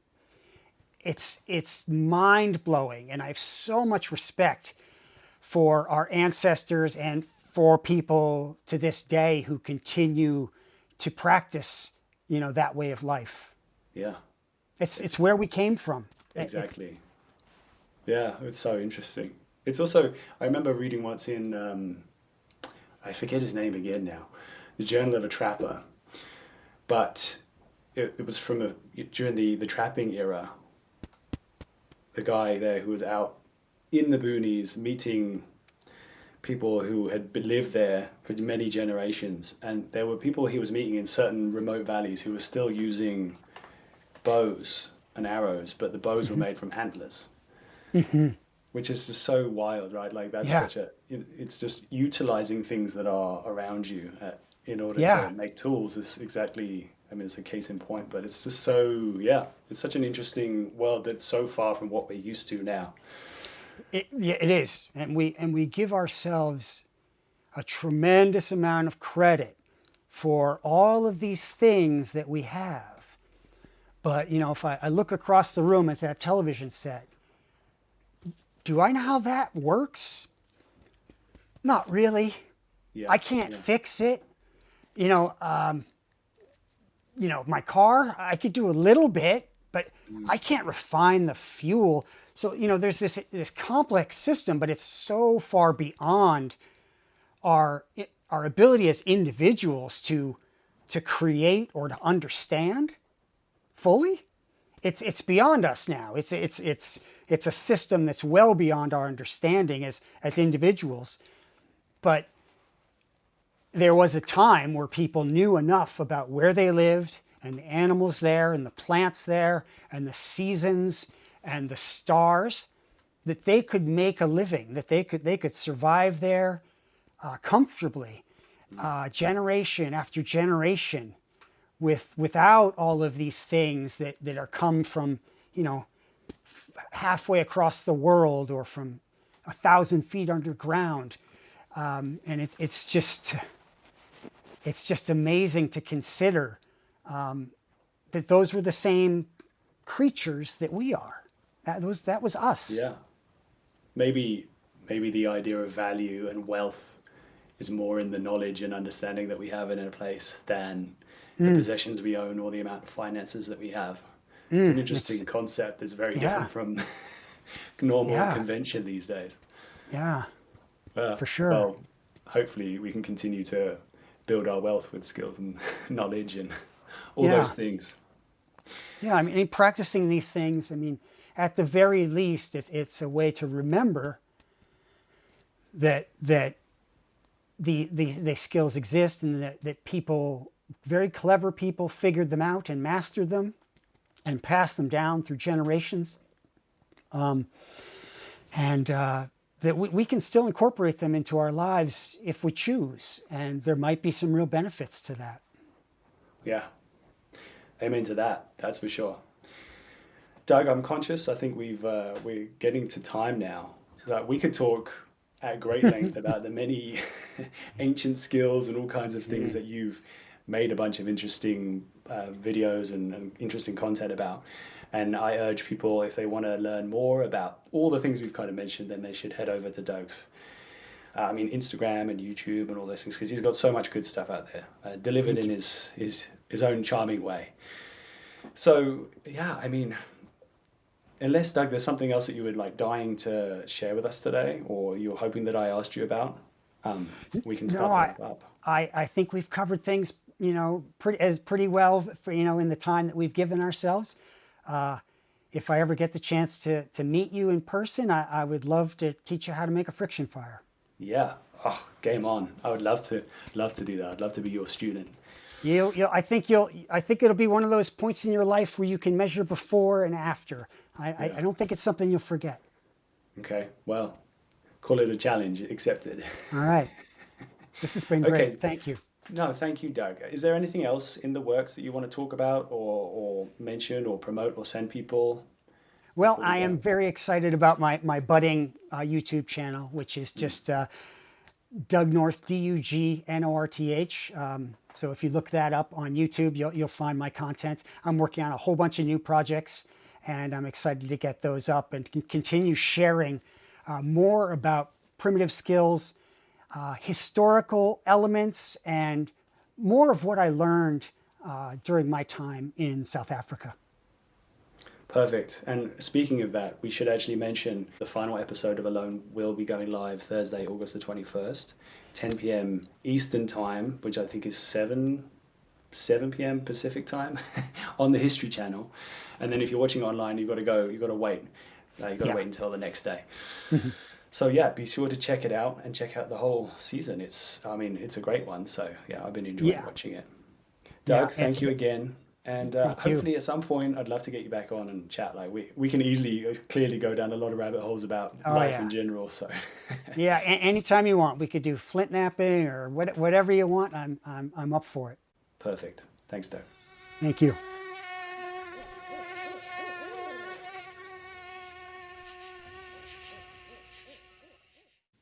Right, that's another episode done and dusted. I'm proud to say that was a great one. I really enjoyed that conversation.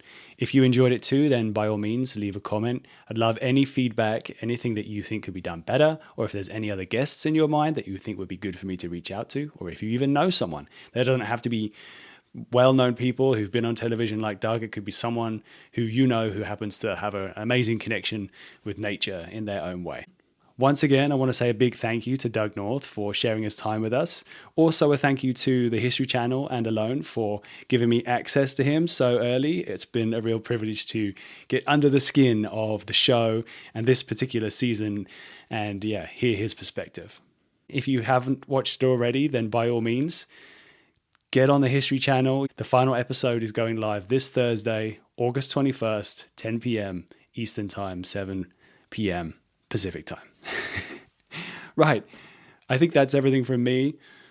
Apart from to say, of course, one last thing. If you did enjoy this episode, give us a subscribe, give us a follow, do all the things that people who enjoy podcasts do. It's always appreciated and every little bit helps. Right. That's all from me. Thanks for listening. And until next time.